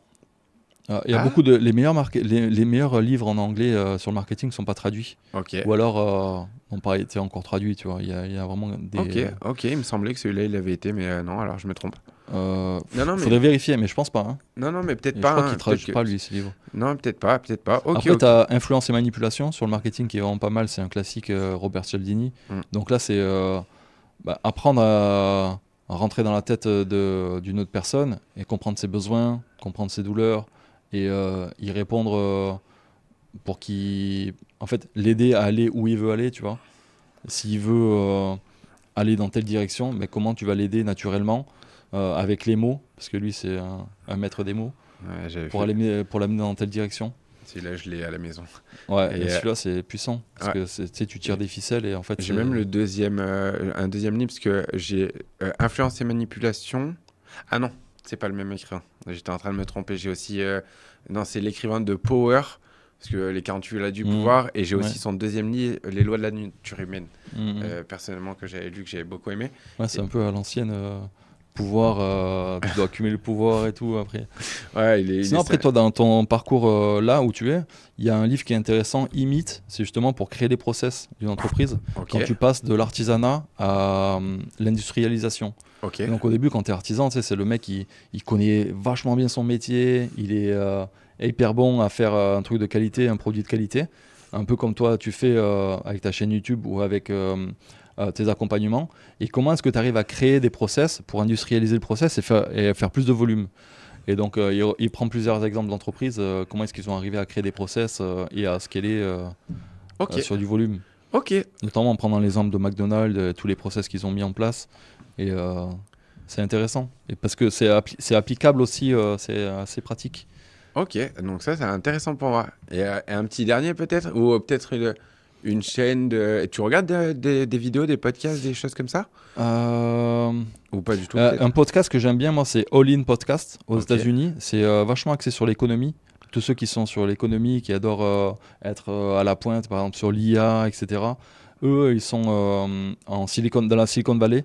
Et donc, ils parlent des nouvelles entreprises qui sont créées ou alors des gros investissements, les startups, etc. C'est 4 mecs qui font un podcast. J'adore ce format ok, d'ailleurs. Ils sont toujours en interaction. Il y a chacun qui amène un truc nouveau et tout. ok. Et ils font venir des gros invités, Elon Musk, Donald Trump et tout. Ok, ah ouais, Et carrément. c'est un nouveau podcast. Genre, je crois qu'ils l'ont créé il y a 1 an. Et c'est un truc de fou, la croissance qu'ils ont. Ouais, c'est pour ça qu'il y en a qui disent ouais, les podcasts c'est saturé et tout. Mais en fait, ça dépend de l'angle que tu prends et la qualité que tu amènes aussi à l'audience, quoi. Ouais, bah c'est ça. Mm. C'est ça. Après, moi, je pense pas les podcasts saturés. Moi, j'ai l'impression que ça marche plutôt bien, hein. Ouais. C'est juste cinglé en fonction de ton audience aussi, qu'est-ce qu'ils veulent voir. Mais moi, je trouve que c'est plutôt un aspect. Et puis, de toute façon, dans tous les cas, il y a toujours l'aspect pour les auditeurs qui est intéressant, mais il y a aussi l'aspect personnel réseau. Ouais. Bah, genre, à chaque fois que je rencontre des gens, toi, Miley, etc., je développe moi aussi mon réseau qui sert Mm. aussi pour les gens qui m'entourent ou les gens que j'accompagne, etc. Et je trouve qu'il y a quand même cet aspect de moi, j'apprends. Je fais apprendre à mes auditeurs ce que moi, j'apprends aussi dans l'étape où j'en suis dans mon business. Mm. Et ça peut leur permettre justement d'aller. Bah, ils ont déjà toutes mes vidéos pour devenir frontalier. Maintenant, pour le business, bah, moi, je suis en cursus encore de développer ça, cet aspect-là. Et ben là, moi, j'apprends avec des gens qui peuvent vous servir à vous aussi parce que bah, on voit tout le monde sur Internet, etc. Bah, par exemple, toi, j'ai vu directement les pubs. Oui, elles tournent. J'en ai Mm. vu, je sais pas combien de miniatures différentes de tes pubs. Donc voilà, il y a quelque chose derrière. C'est pas juste, oui, faites comme ça, il y a rien derrière et Mm. prenez ma méthode. Là, ça, c'est vraiment un format hyper intéressant. Parce que déjà, si tu regardes au niveau marketing, on dit pour convaincre une personne d'acheter un produit chez toi, il faut qu'elle t'ait vu au moins 11 fois, en 11 moments différents, et qu'elle ait consommé 7 heures de contenu sur 4 plateformes différentes. Ah, Donc, c'est 7 heures de. Ok. ouais, et donc en fait, le podcast, c'est excellent parce que c'est du format long. Et en fait, une personne, quand elle passe 2 heures avec toi sur un format podcast, à la fin, tu vois, elle est déjà presque devenue ton amie, quoi. Elle te connaît bien, elle est rentrée dans ta tête, etc. Et donc, que les formats courts, je pense que c'est compliqué quand même. Parce que, ok, tu passes un message rapide, mais la personne, elle n'est pas avec toi. Et le format long, je pense que c'est hyper important si tu veux créer un business vraiment Bah, puissant, moi, quoi. je basais les formats longs. Et pourtant, à la base, je viens de TikTok. Ouais. Mais je suis vite parti parce que l'audience n'était pas assez qualitative, du moins les gens pas assez impliqués. Mais le format long, moi, je le mets souvent en comparatif du livre. Quand tu lis un Mhm. livre, tu es content d'avoir lu ton livre, du moins s'il est bon quand même le livre, mais tu es content d'avoir lu ton livre et généralement, tu t'en souviens pendant de longtemps. Un podcast, vu que c'est long, si tu restes 2 heures sur une vidéo ou 1 heure et demie ou quoi, tu connais la personne, tu connais les ressentiments, etc. et tu es plus intégré. Et moi, je basais le fait sur combien de temps tu passes à écouter ou lire une seule personne, un Ah auteur ouais. ou un créateur. Et en fonction du temps où tu vas rester à le regarder, à ce moment-là, tu vas être encore plus engagé avec lui. Ouais. Voilà comment je voyais un petit peu la chose. Genre, Ouais, c'est quelqu'un sûr. qui écoute une musique, il va l'écouter en boucle des jours et des jours et des jours et des jours. Mhm. Et à ce moment-là, bah oui, il est fan du mec qui a créé la musique. Mais c'est un nombre de Mhm. répétitions ou de durée avec une même personne. Ouais, c'est ça. Et bah, pour finir un petit peu cette interview, peut-être un petit dernier message à dire à nos auditeurs pour conclure là-dessus. Moi, je dirais, il y a un truc, enfin, un de mes vraiment trucs qui me caractérise, c'est de profiter des moments que tu as aujourd'hui à vivre. Donc, Ok. si ton rêve, par exemple, c'est de venir vivre en Suisse, parce que tu as une vraie qualité de vie, tu as plus de sécurité, tu peux avoir beaucoup plus d'opportunités de carrière, etc., ben, n'attends pas 10 ans avant de le faire, parce que ça se trouve, ça sera déjà trop tard, tu n'auras plus l'envie, tu n'auras plus l'énergie. Donc, si tu as envie de faire un truc, il faut le faire maintenant, quitte à prendre des risques et à le regretter plus tard. Je pense qu'il faut vivre l'expérience maintenant, quoi. Que ce soit pour lancer un business ou pour faire un voyage, etc. Moi, je dis, bah, on y va, tu vois. Ouais, c'est Il faut, action. ouais, il faut pas perdre de temps parce que la vie est trop courte pour se dire, avoir des regrets, se dire, je le ferai plus tard, puis tu fais jamais, en fait. Si tu veux faire un truc, tu le fais maintenant et Ouais. tu regretteras pas. Ok, ok, ok. Bon, bah, j'espère que ça aura pu vous aider dans cette transition. Je pense qu'il a donné énormément de valeur. N'hésitez pas à dire en commentaire si vous avez des questions, que ce soit pour lui ou pour moi ou pour de prochains intervenants. En attendant, je vous souhaite une très bonne journée et puis allez, ciao, ciao.